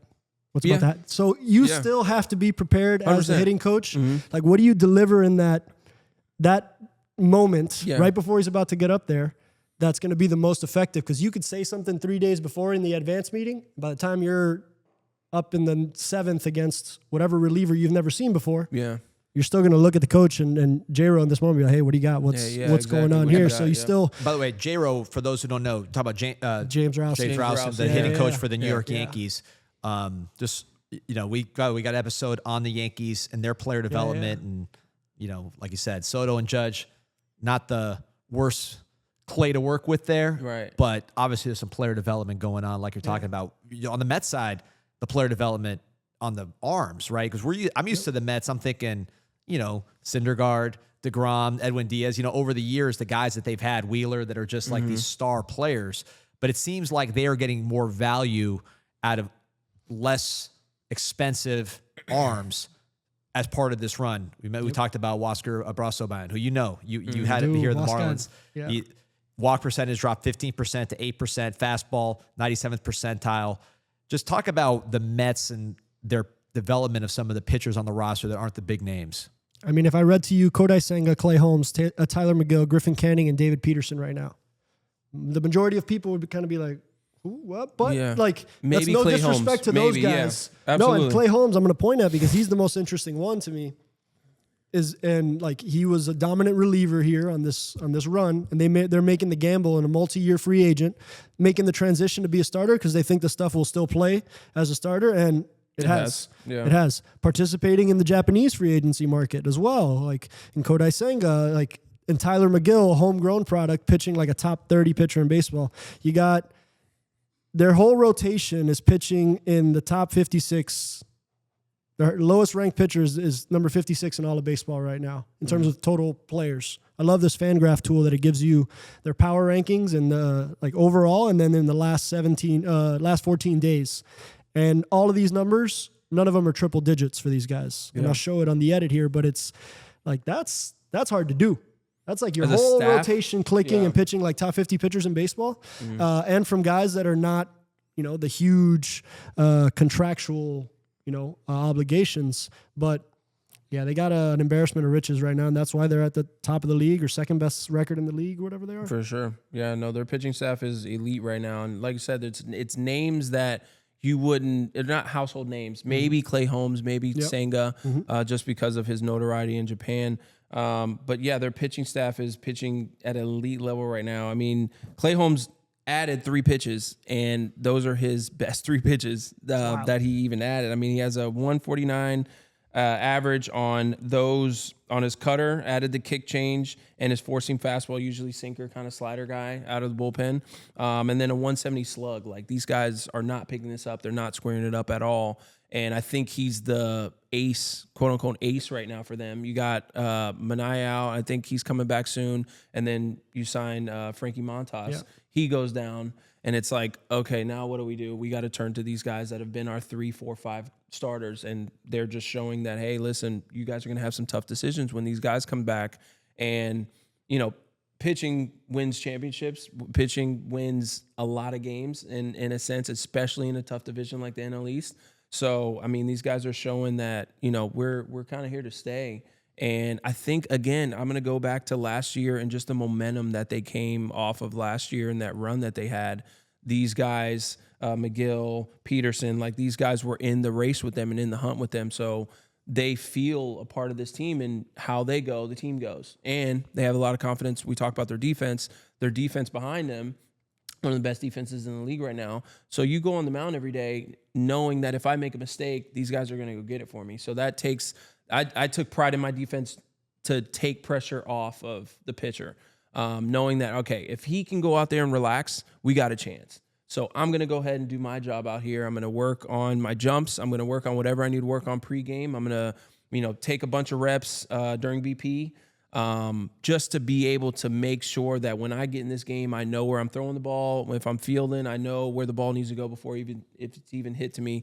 And I'm getting the best jumps that I can out here and trying to, you know, limit the mistakes that we have and not give the other team outs, especially when we're playing the Mets and the Braves and, you know, the Phillies. Like, you can't give these teams outs, and you can't give outs away in the big leagues anyway. So I think that's another thing, you know, another aspect to why the Mets pitching staff has been so good. You got to trust the defense behind you too. And it shows up in series play too. So like, offense and bats will carry you a long part of the way for 162. I think at the end of a 162, you got to score a lot of runs. Yep. And I think that's what we saw with the Marlins, right? Like, a bunch of good pitching and defense teams where you can't pitch and defense your way to the championship or deep in, like, you got to score. But when you go into series play and postseason play, that shit gets magnified. Mm-hmm. Now all of a sudden, the teams that do it well, I think the Dodgers, for example, just playing in the World Series against the Yankees offense fucking blasted them, got them there, awesome. But then in that series play, the defense and the base running starts to show up. So you can't build your team around it, but you can't really have a good team without it. Because like, then the pitchers, you have good pitchers, and a start gets wasted because you kicked around a few balls like that. You know, that gets tired and that gets old. And the media, too. I mean, with the Yankees, that media, when they made some of those mistakes, was overwhelming in that series. I mean, that's got to be just more than it is on, you know, there's a human element to it. Again, you were in there. How much does that play into it, just kind of hearing everybody say, you know, you guys can't play deep. You made this mistake, you made that mistake. I mean, what is that like, just in terms of you, someone who you've been playing baseball all your life, your skill level on defense incredibly high, and now you're getting the outside stuff that makes you think a little more? Yeah, I think it starts in spring training. I think it's a mindset going into spring. Like, obviously the Yankees going into spring, like, hey, listen, we know what happened. Flush it. Everybody flush it. And they corrected it in a bunch of ways. They did correct it. So you go into spring training with a defensive mentality or whatever mentality or philosophy that your team goes by for the next season. But obviously, as professionals, you got to block that out. You have to block out what everybody says. You know, we know what happened. We were there. We're the ones that did it. Like, we get it. It's all over social media. It's all over TV, ESPN, whatever. So you got to block all that stuff out. But again, it starts with your work in spring. All these tedious little, okay, we got to do PFPs. We got to do fly balls. We got to do pitcher popper priority. Got to do ground balls. We got to know what to do on you know, bunt Ds and first and thirds and all this other stuff. But then you get to game 7 or game 6, game 5 in the World Series, and it comes up. You're like, oh, God. Now you're like, okay, all that stuff matters, but it doesn't look like it does in February. You know, February 25th, you're doing all these PFPs. You're on the field for 5 hours. You're like, bro, can we just leave? It's like, okay, but especially these guys that expect to be in the playoffs and late in the playoffs, the Yankees, the Dodgers, you know, the Padres, the Mets now, like those guys, like you need to focus on the little things. You have to be fundamentally sound. Now, it doesn't show up in April and May, but again, in October, you see what happens. It can cost you a championship. Switching gears, we talked about the Mets. somebody who had a cup of coffee with the Mets and now is reinventing himself with the Tigers as Javi Baez, what he's doing in center field, what he's doing at the plate. Talk about 829 OPS. I know it's early, so these numbers take with a grain of salt, but they got him in the 93rd percentile in range at center field. First start was April 21st. Adrian, you were around Mookie Betts with the Red Sox, somebody who has really changed a lot of people's minds of what someone can do right in the middle of their major league career as a superstar player. To make this kind, and Rafaela, a guy you scouted, right, was an infielder, now playing center field for the Red Sox. What type of athlete and player does it take to make this kind of transition? An exceptional one, just to kind of give like a really, in my opinion, instincts and top of the scale for Javi. Like instincts, Javi Baez is a generational player. No matter what the offensive numbers, no matter how it turns out, there's so many kids that wanted to be Javi Baez stylistically, the swing. He has an iconic swing himself. I know because when I'm scouting and you see a guy that has something like it, you're like, oh, like and you reference it as that's the Javi Baez. You see it defensively and you see it offensively in a way. So shout out Javi Baez for being like for a generation there, a lot of kids' favorite players, especially from Puerto Rico 100%. and even to this day. But I think shortstops give you the best chance to have this versatility. And I think Mookie would have always been a shortstop, first of all, but like Xander Bogaerts was standing there. And like there were paths to the big leagues that meant second base at first and then pivot into, so it's not always the player's fault why that happens. And then you settle into the outfield, like Mookie Betts goes on to become an elite defensive outfielder, but that doesn't mean he wouldn't have been an elite defensive second baseman or shortstop even if he played there, I think. And Javi Baez is he can go out and play center field now the way he is because first I think he played it as a kid a bunch.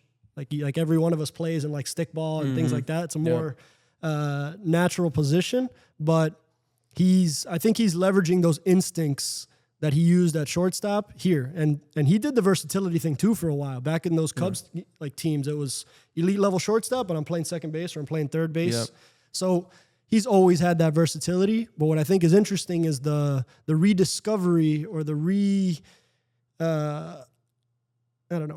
the revolution of the offensive profile, like coming back. Reincarnation is the word I was searching for. Yeah. But he had his MVP year back in 2018, I think it was.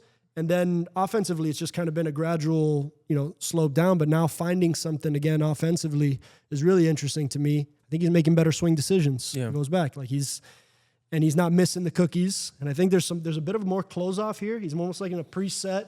Yeah, Closed off preset. Might give him a little more time to see the ball.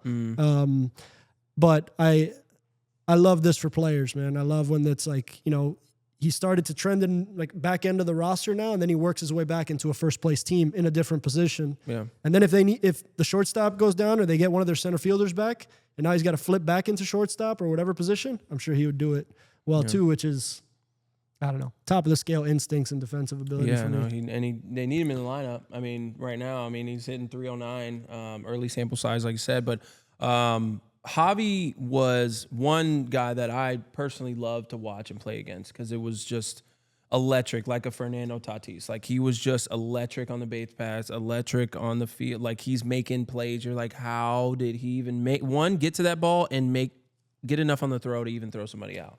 So I would personally love to watch him play or just to watch him on TV. Like if we're, got an early game and he got the night game, like I'm tuned into the Cubs game to watch him play. And in scouting meetings and hitters meetings, just in team meetings playing the Cubs, it's like, hey, listen, outfielders, Javi Baez is playing us today. Make sure we get the ball, get it in quick because he will take second. Like he's sprinting out of the box. He might do a little jab step and then just keep going. And that causes mistakes on defense. That's caused you to panic and bobble the ball like, oh, man, I got to get this ball in. Even if he's at bat, like, okay, listen, Javi's up. He's going to hit me. If he hits me a ball to center field, I got to get this ball in. And you're already putting that pressure on yourself to get this ball in. Meanwhile, ball goes under your glove. Now he's on second. Possibly you throw the ball away. Now he's on third. It's like he just hit a single. So Javi is a dynamic player. Obviously, he's had a kind of a fall off, to whatever the cause may be. But I think he definitely has a chip on his shoulder. I think he's a competitor at the end of the day. He saw the team win without him last year, essentially like kind of forgotten about him. Like, okay, like let's give you a break or, he had some injuries or whatever the case may be. And, they didn't essentially need him last year. And I think that hurts as a competitor in a team or a guy that's been on a winning team, guy that won a World Series. I think, he's like, man, I want to be a part of this. Like I'm one of the best. I was one of the best players in the league at one point. But he did talk about, I read an article yesterday. He did talk about his timing. He worked on his timing, like you said, with this preset in motion, like right now. And he's doing a better job of making better swing decisions, staying in the zone, swinging less. I read that he worked on maybe not swinging as much as first pitch, swing percentages down. He's doing a better job of just being patient, not passive, because I don't think Javi Baez could be passive if he tried. But he's doing a better job of not just coming out here and being all or nothing, turning into trying to be a better hitter, maybe turning into use the big part of the field again. Obviously, Comerica Park's huge. Trying to go dead center every time. Only a handful of guys can maybe do that, but definitely Javi has enough power. But I think it's just a timing issue. He said he worked on his timing and trying to maybe get started a little early with the presetted, kind of presetting his hands there. I think getting in a better position to hit quicker, being able to recognize pitchers, be able to stay back, not be so jumpy and, chasing pitches out of the zone so early. But he looks good, man, and I think ultimately he just wants to contribute. He wants to be the guy in the middle of everything, and that's just from watching him and playing against him. He always wanted to be in the mix of everything. So I think he's finally getting that opportunity, and he's having some success right now, and I think it's going to continue. We'll see how the league adjusts to what he's made an adjustment to, but he looks great so far. On the center field part, I mean, you were a center fielder, right? You know how hard it was just being that, knowing what to do. Him making this transition in the middle of a major league season, over the course of the year, what do you think is going to be the biggest adjustment to him, or thing that he, is going to be a challenge for him making that transition? I think that jogging from center to third base, the third base dugout. We saw Altuve tell Alex Kerr, like, "Hey, can I bat second? Like this jogging from left field to the first base dugout's a little tough, especially when you're leading off." But I had the conversation with Jazz when he made the transition under center field. I'm like, hey man, that wall fight's back. That's another thing. Diving on the ground is one thing, but that first time he has to crash into the wall or make a diving catch and get his knee caught in the ground, or has to make a diving catch on the warning track, or has to go back on the ball for the third out, and you're leading off that inning and you got the time limit. You got to run in from center field. Like, I think that's just an adjustment period. And I don't think a lot of people think about that. Like, we're jogging and running miles for, 4 hours, essentially. So I think that's a toll. You're going to have to take care of your body a little bit more. Just the sequences. I don't think it's as needed to pay attention, but at shortstop, in the infield, you're in every play. In the outfield, especially in center field, you're essentially in every play because you have somewhere to be. That's one thing that always kind of in the back of your mind as an outfielder, like, hey, listen, ball's hit, I got somewhere to be. Whether it's backing up second, whether it's backing up your left fielder because he's backing up third base just in case that ball ricochets and comes maybe cuts on the inside. Now the center fielder's got to go there because the shortstop's at the cutoff man. Like, you have so many things to think about. So just a different mindset out there. He's an athlete. He's one of the greatest athletes on the field when he steps on the field. So he'll be fine as far as jumps and reads. You just got to work on it. But I think those little factors that you don't think about, jogging in, jogging out, you're leading off an inning, coming in all the way in from center field, you make a catch in right center. Now you got to come all the way in the third base dugout and get your stuff on and go out there before you get a strike called on you. So that's another factor that he's going to think about. But athletically, he'll be fine. What's impressive here to me, though, is like, I don't think they did this in spring training. I don't know that for a fact. But to do it, one thing is to have a planned transition for a player, and you have spring to do it. Yeah. And you tell them, hey, we're going to do this in the off season. You're going to work your way into this. That's hard enough as it is. 100%. To be like, oh man, our center fielder went down. Like, anybody know I can do this, and then playing in the 93rd percentile in range. Yeah. In range. Yeah. Without having the foot speed traditionally to be like a burner, or just like outrun balls out there. And that's what stood out about the base running thing. He would be a threat to take second. But you looked at his like sprint speed, and it's not in some elite. That's usually reserved for the guys who can fly. Right. But he didn't fly. He just always had high level instincts. And I think they're showing up here early on, right when the team needs it too. Because like it happened because of a lack of positional depth, or you just had like certain guys go down in sequence. But Baseball's better when Javi Baez is good, I think. 100%. So, like, 100%. Say it I'm again, glad it's man. happening. And the Tigers, I think we need to talk about the Tigers at some point, too, in one of our spotlights, because Tigers are playing good ball, and, like, you don't want to face them in a series. No, not right now. You don't want to face Skubal and that, like, and this group with a hot Javi Baez, and it's... They got some things going. Oh, yeah. Riley Green, I know a guy that you talked about a lot, I'm sure, in those draft rooms. Oh, we talked about it. talked about. Right? That's a good. I'm glad you brought it up though, because it's a good example of the pre-draft workout, kind of like slowing momentum or interest in the player. So you have this whole amateur process. You see him, you know he's going to be squared up in that. We ended up picking Blade in that, and Riley goes 5th right after Blade. So you're obviously talking about Riley Green a lot because you know that's what's going to be available. And so the process was good, the reports were good, but he came to the workout and it wasn't like, it just wasn't an overperformance in the workout, right? And so it like, how much stock do you put in this workout that not everybody goes to? And he participated, and I think it slowed his momentum enough there in that draft for him to slide one more pick. And being a high school kid, you're trying to get a more polished college hitter at the time. Yeah. And so he goes on and he becomes Riley Green. But the amateur process it's just a bigger risk betting on a high school player to like hit this projection, right? Like you were drafted at a high school yourself. It's a long range of like from when you get drafted to when you have your time to impact the big leagues. That's a long range projection. Yeah. And those go south more than they go north in terms of like you being right about those projections.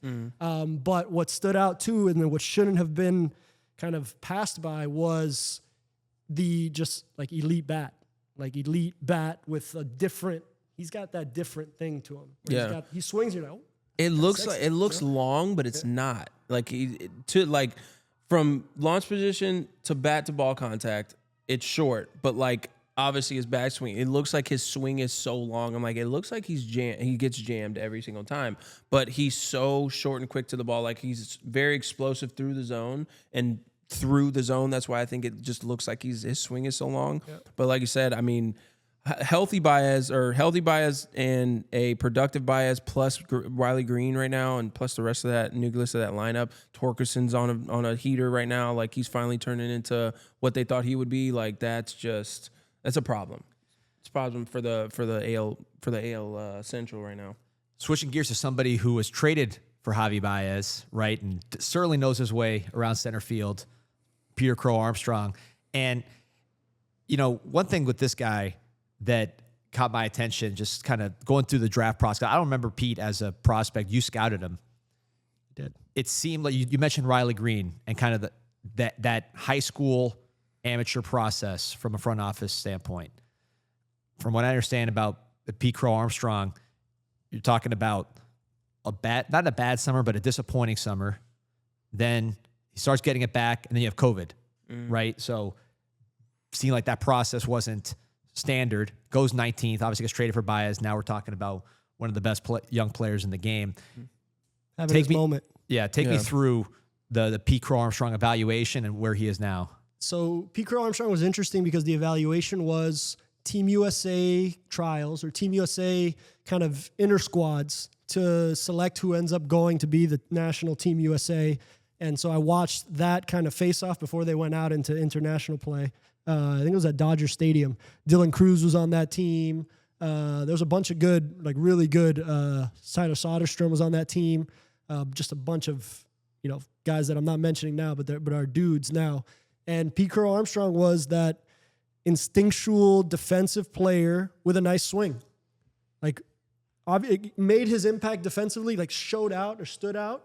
But like, then he goes up to swing. You're like, oh, that's a pretty nice swing. Wasn't the biggest dude, so you're not like, okay, where does he fit here?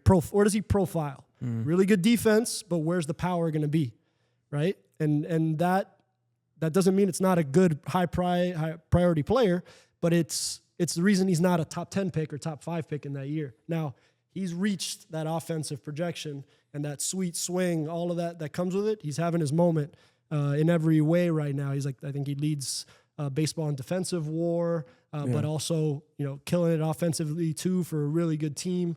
Shout out to complete players too, man. I like the guys that do it at every facet. I think baseball's better when more of that happens. And I think this is a case of that, and injecting life into a Cubs franchise that has been having some more middling years. Him and Cal Tucker. Cal Tucker's a beast, man. Oh my God. That guy's something else. Oh my God. He's going to get so much money. Yeah. Oh my God. But Pete Crow-Armstrong, special ability to play defensively, center field defensively. You could profile there. Really nice, sweet swing with some good fundamental hitting, scouting, like good move to the baseball, sees it good, bat speed, length, like kind of length through the zone, an ability to kind of loft. He would hit sneaky power.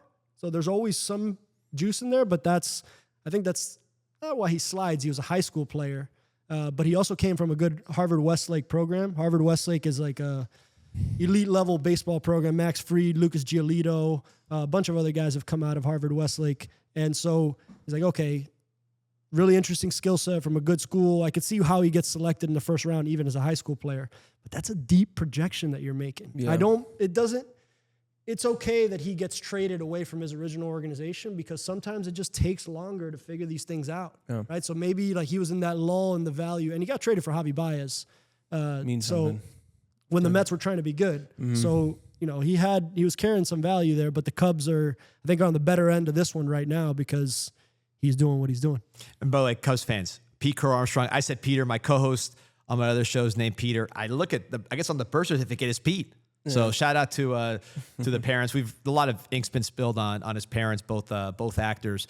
But just on the center field aspect of it, I'm sure you, again, having played that position at a high level, you probably have an appreciation for center fielders. I'm guessing that's different than the average person. When you look at what he does out there, what jumps out to you?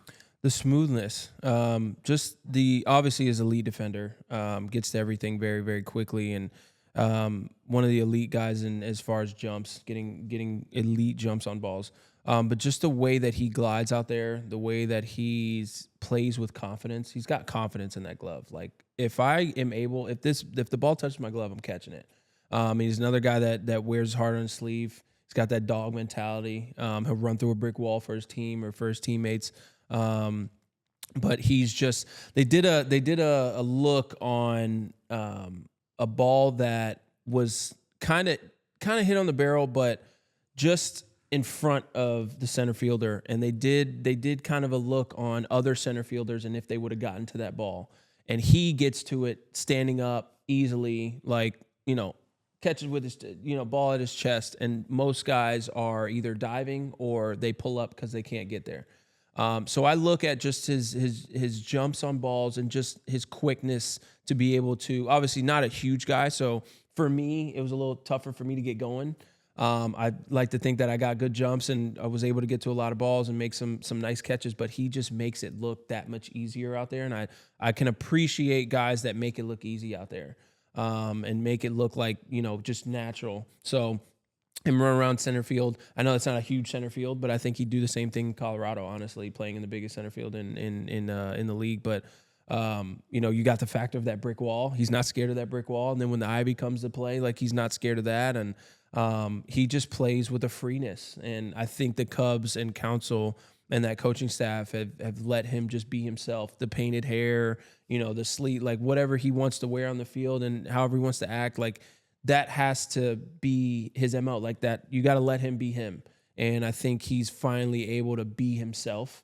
And you could see it out there. I mean, like I said, not only one of the best young players in the game, one of the best players in the game right now, Pete is. So he's, literally, I think he's second in the league in homers right now, or third in homers right now, and has a bunch of RBIs. He's contributing on both sides of the ball. Base run, you got one of those guys in the meetings where it's like, hey, listen, we're playing Pete Crow-Armstrong today. Outfielders, make sure you get that ball in, secure it, get it in, because he will turn a single into a double quickly.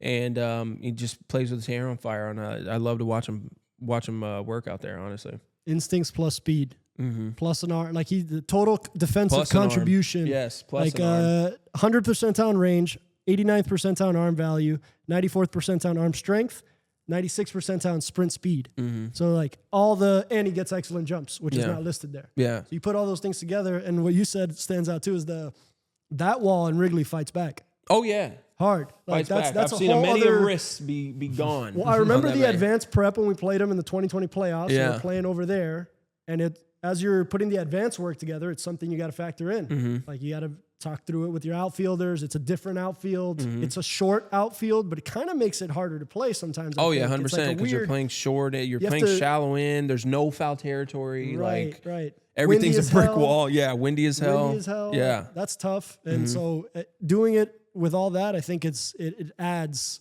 a value. I don't know if he gets WAR credit for that, but I think he might in the park adjusted stuff, maybe. Maybe. But it's in the park sneaky harder to play by being smaller, is what I thought. 100%. 100%. Yeah. You have less room to roam around, so you got to really know the confines. You got to know how far you are from the warning track.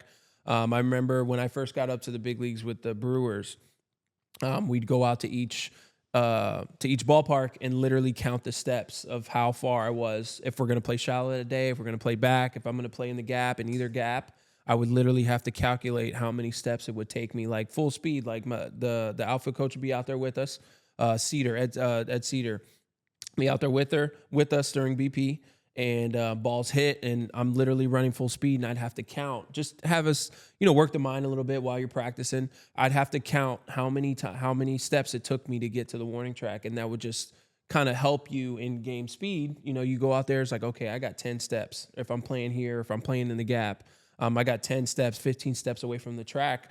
And with him, like I said, being a smaller outfield, I think he plays shallow for the most part. It might adjust to whatever park he's playing or whoever's up to bat. But you have to put that into account. Especially, it might be a little tougher playing in a smaller ballpark, just knowing I don't have a bunch of room to roam around here. And if I hit that brick wall, I might be out for a couple months. And playing shallow is tricky. Yeah. Because that means your harder plays are everything going out and going toward that wall. Yeah. Because you're trying to take away, you're just trying to, limit the kind of like the singles. Yeah, more. exactly. And so that's a whole other approach to playing. Some guys play deeper and that works for them. Some guys play more shallow and it works for him. Again, all those other tools allow that to work for him too. He's he's having a moment, and shout out to him. I have a question about the gap between the quality of like pitching, the jump from AAA to Major League Baseball right now. It feels like it's at a it's a doing big gap. something in AAA is not like that's not what is about to happen to you in the big leagues, right? Like that feels like there's a large gap. So even some sort of AAA dominance doesn't immediately equal this transition. Nick Kurtz. What? Nick Kurtz. Well, across the So board. far, The list is, Nick Kurtz and then Javy Baez for when he first gets up there. It's hard. Like hitting in the big leagues is fucking hard, man. Yeah, Like every hitter will tell you that. It's just fucking hard. And that's why I'm so impressed when guys come in and then they're able to like navigate that. But it's, what would you say to that, right? Like does the gap feel large to you? And what makes it so large? Like what is it about, like when you break through, you've had like dominating AAA, performing there, confidence is high, but then what is different when it flips over? I think there's a couple factors, honestly. Obviously, guys are just better in the big leagues. There's a reason. Stuff better? Stuff is better Yeah. in the big leagues. Even when guys get sent down, you're in the big leagues for a reason. You're in a rotation. You're in a bullpen, especially for competing teams for a reason. And you have to take that into consideration when you go up there in the big leagues. Like, okay, this guy's up here for a reason. Just because his numbers, he's got an 8.7 ERA. Like, show him, look, you go up there with a little bit of respect, but also it gives you a little confidence. But also, I think in AAA, you got a lot of more veteran guys. Nowadays, it's not so much like that. I think teams are sending more prospects and heavy hitter arms to AAA rather than AA. But you got guys that just their heart might not be on it in AAA. They're just trying to pitch and get out of there. Maybe pitch for another team. You know what I'm saying, or go overseas. Whereas in the big leagues, you're literally pitching for a job, and these guys are again up here for a reason. And again, the stuff I think is just better. They're able to they're able to control their pitches a little bit more, put it where they want to. Obviously, the scouting reports are through the roof. They have every single number, every hot, cold zone. They know your holes. Every team knows your holes. For one at bat in the big leagues, every team has got the book on you. So I think the advanced scouting has gotten, and the advanced metrics and the numbers have gotten just that more. And the biomechanical stuff. Because once you take one swing, and like the Dodger Stadium or wherever, like the Kinetrex, once it has the biomechanics too, which is really important here, like they can not only nail the percentages, but like they can, where biomechanically are you not going to be able to get to that pitch based on your biomechanical deficiency? Yeah. That's the level at which some teams are operating at to get you out as a hitter. 100%. That's why guys go to the Rays and to the Dodgers, and they can kind of figure out as far as like on the pitching side, like, all right, they just have a uptick in production. It's like, wait, what happened? But like you said, those holes are magnified hugely once you get to the big league. So, and guys' stuff is just better. Everybody coming out of that bullpen throws 98 and above, it feels like, or 95 and above with a sinker that drops this much, or a sweeper. Everybody's got a sweeper now. Now everybody's trying to get this fork ball, this splitter. Everybody's trying to get a splitter now. Like, they're just adding pitches, and then you're able to control those pitches and throw them in different counts and with confidence. Like, it just adds a whole different factor. Hitting, like I said, man, hitting's hard. Hitting in the big leagues is freaking hard, man. And I dominated AAA just because guys, you kind of know the book, you know what this guy's going to do. He doesn't have really too much, to kind of beat me with. Then you get to the big leagues, you do add the fifth deck, the fourth deck. You add that, you add the lights, you add the cameras, you add all the people yelling stuff at you. Now you add this guy on the mound that has elite stuff, and you see the elite stuff. It might get in your head a little bit, but at the same time, this guy's just better than the guy that you just faced in AAA yesterday. So I think the fact that the gap is so big, just because guys, again, throw harder, can control it a little bit better, and I think guys just maybe care more a little bit in the big leagues. This is just being honest, just from having teammates at AAA level to having teammates at the big league level. It's like guys just put in the work a little bit more in the big leagues. More at stake. Way Your more roster at stake. spot. Yeah. That team, like, Way more losing at money, stake. like a major league out is worth Yes. an amount of dollars. You and, have like, one good outing. You show a really good outing, regardless of who you are as a pitcher, whether you're a spot start guy or you're just a filling guy, or you're a guy like, hey, listen, we're putting you in this role because we feel that you can do this job.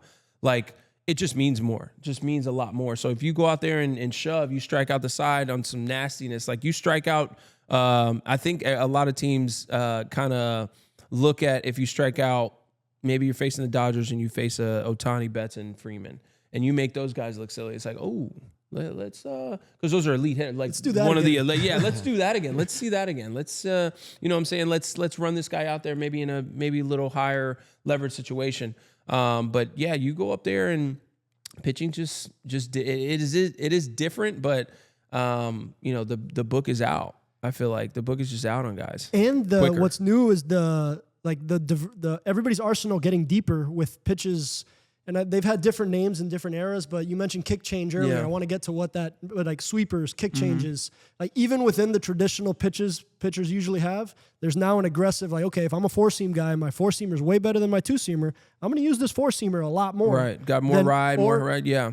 And so pitchers are leaning in, even within to those strengths, they're leaning into it more, and like developing new kind of actions, or sweeper, just a more horizontal slider, basically. What's a kick change to you from a hitter's perspective? So, I mean, it's more of a glorified sinker, Okay. in a sense. Throwing harder? Yeah, thrown way harder, but I think just more depth. I'm not sure what they do to manipulate it, but Yeah. it's more so a changeup, a 94-mile-an-hour changeup, but it just has more, I think, horizontal movement, more horizontal more arm side movement.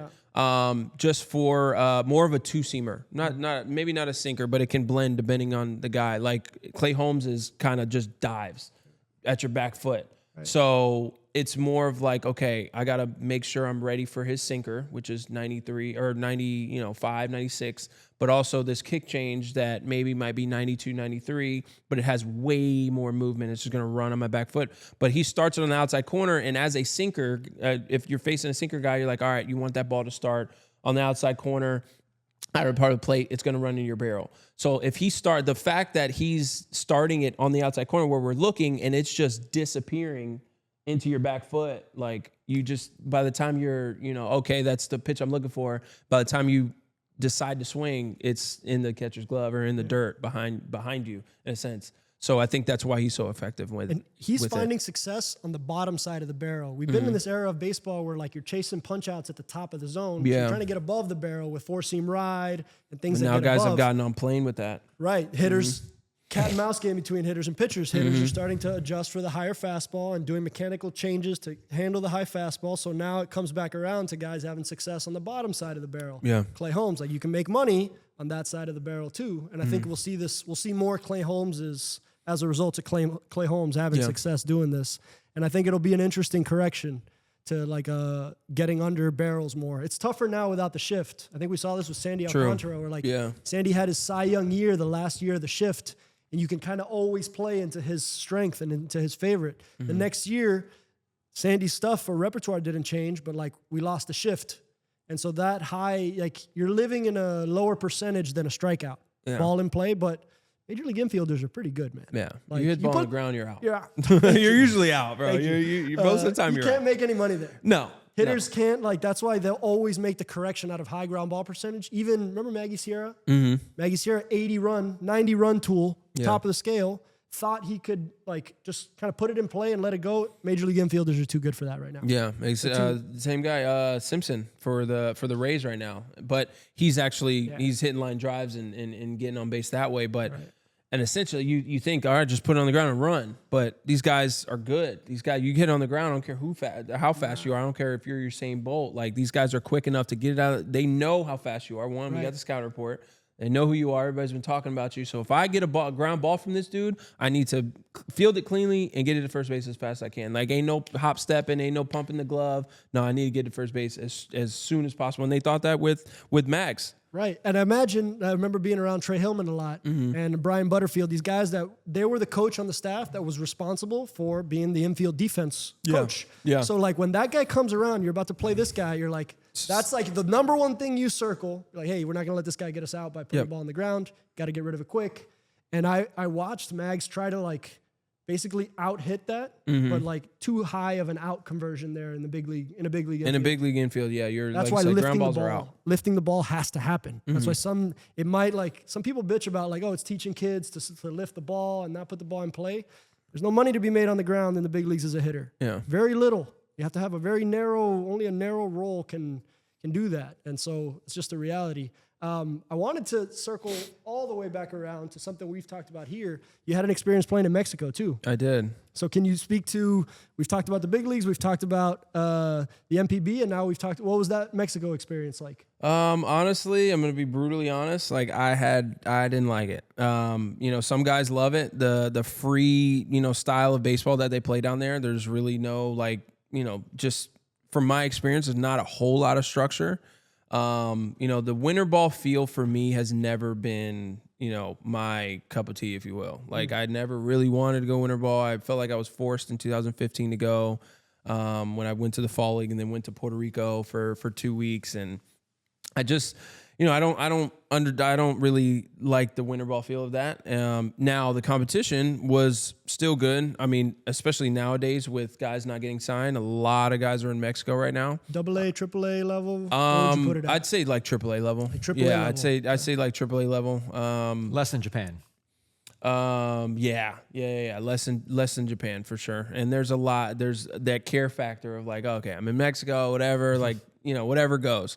But the competition, depending on who was on the mound, depending on the bullpens, I think some of the bullpens were pretty good.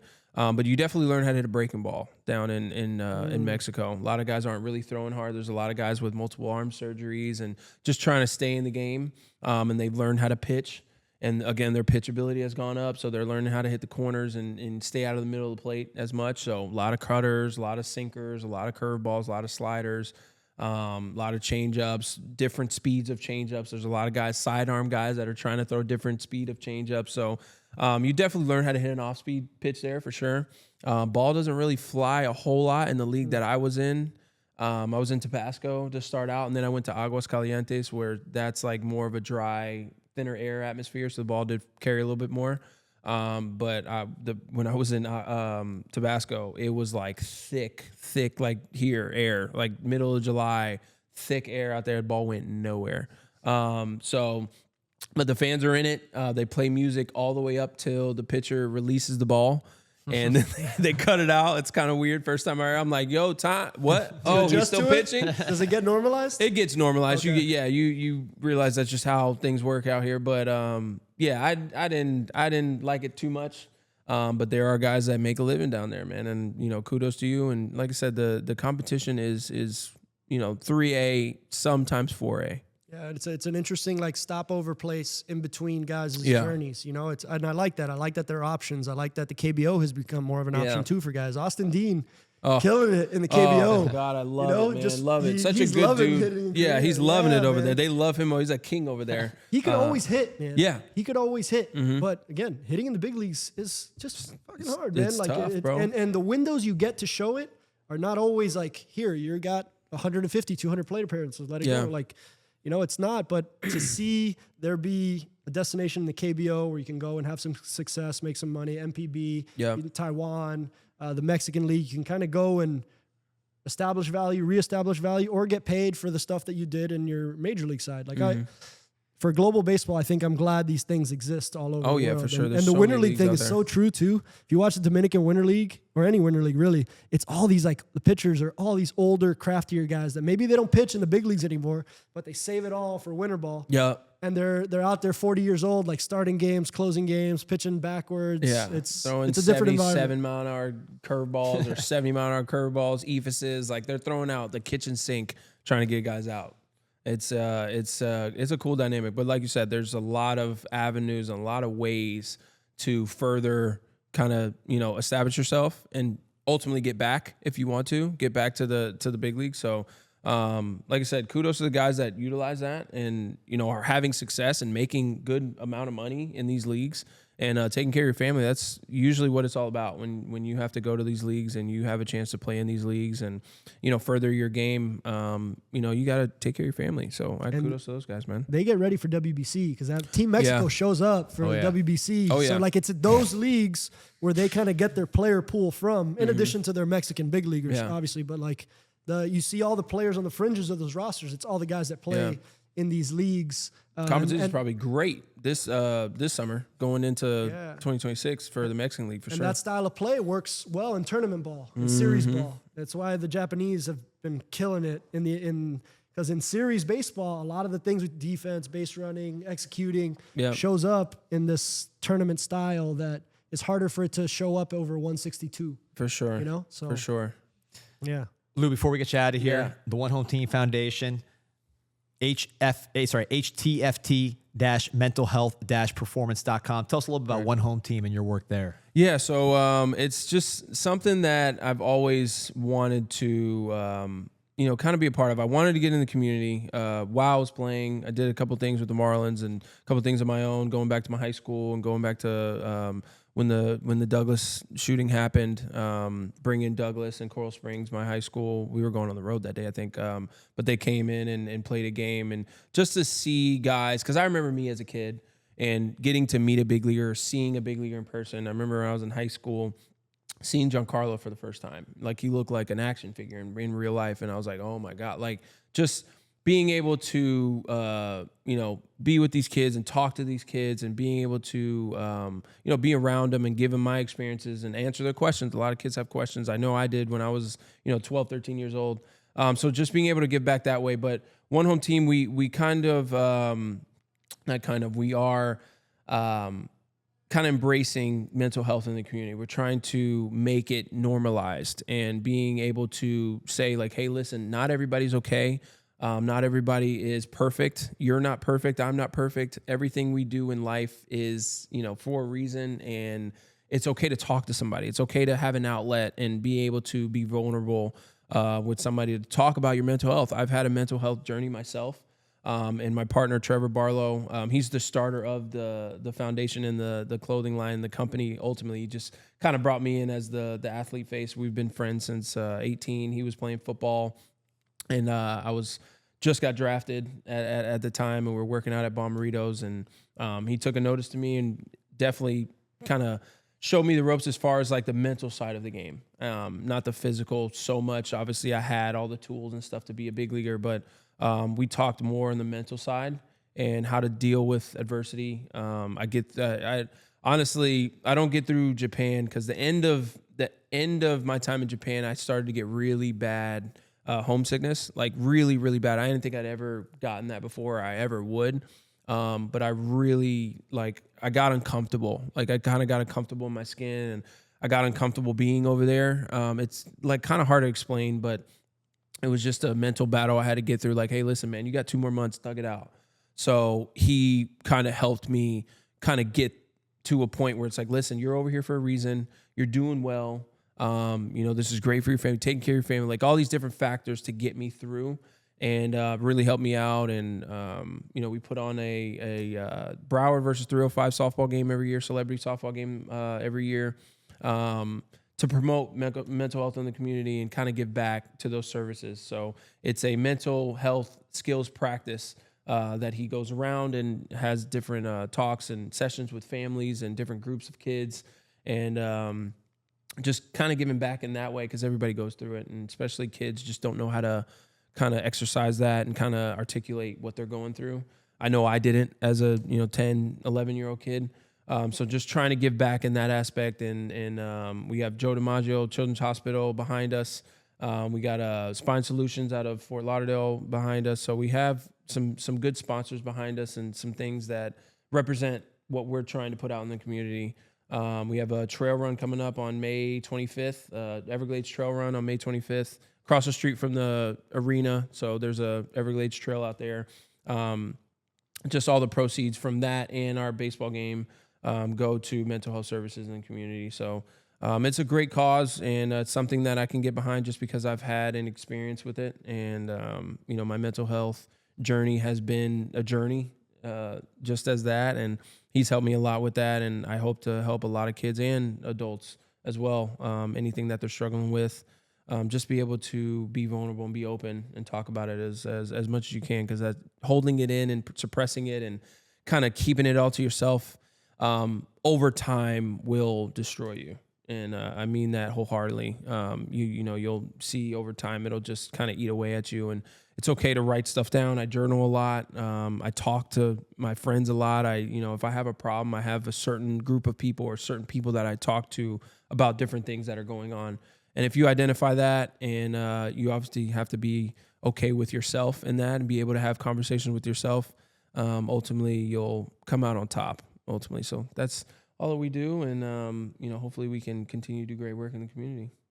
And look, we hear you slick talking, just talking like a pro in front of this camera. It's not fresh off the diamond, right? This is something that you are doing yourself on the media side. Oh yeah, both in terms of just some kind of major outlets and also your own podcast, right, with Clubhouse Lounge. So tell us about that.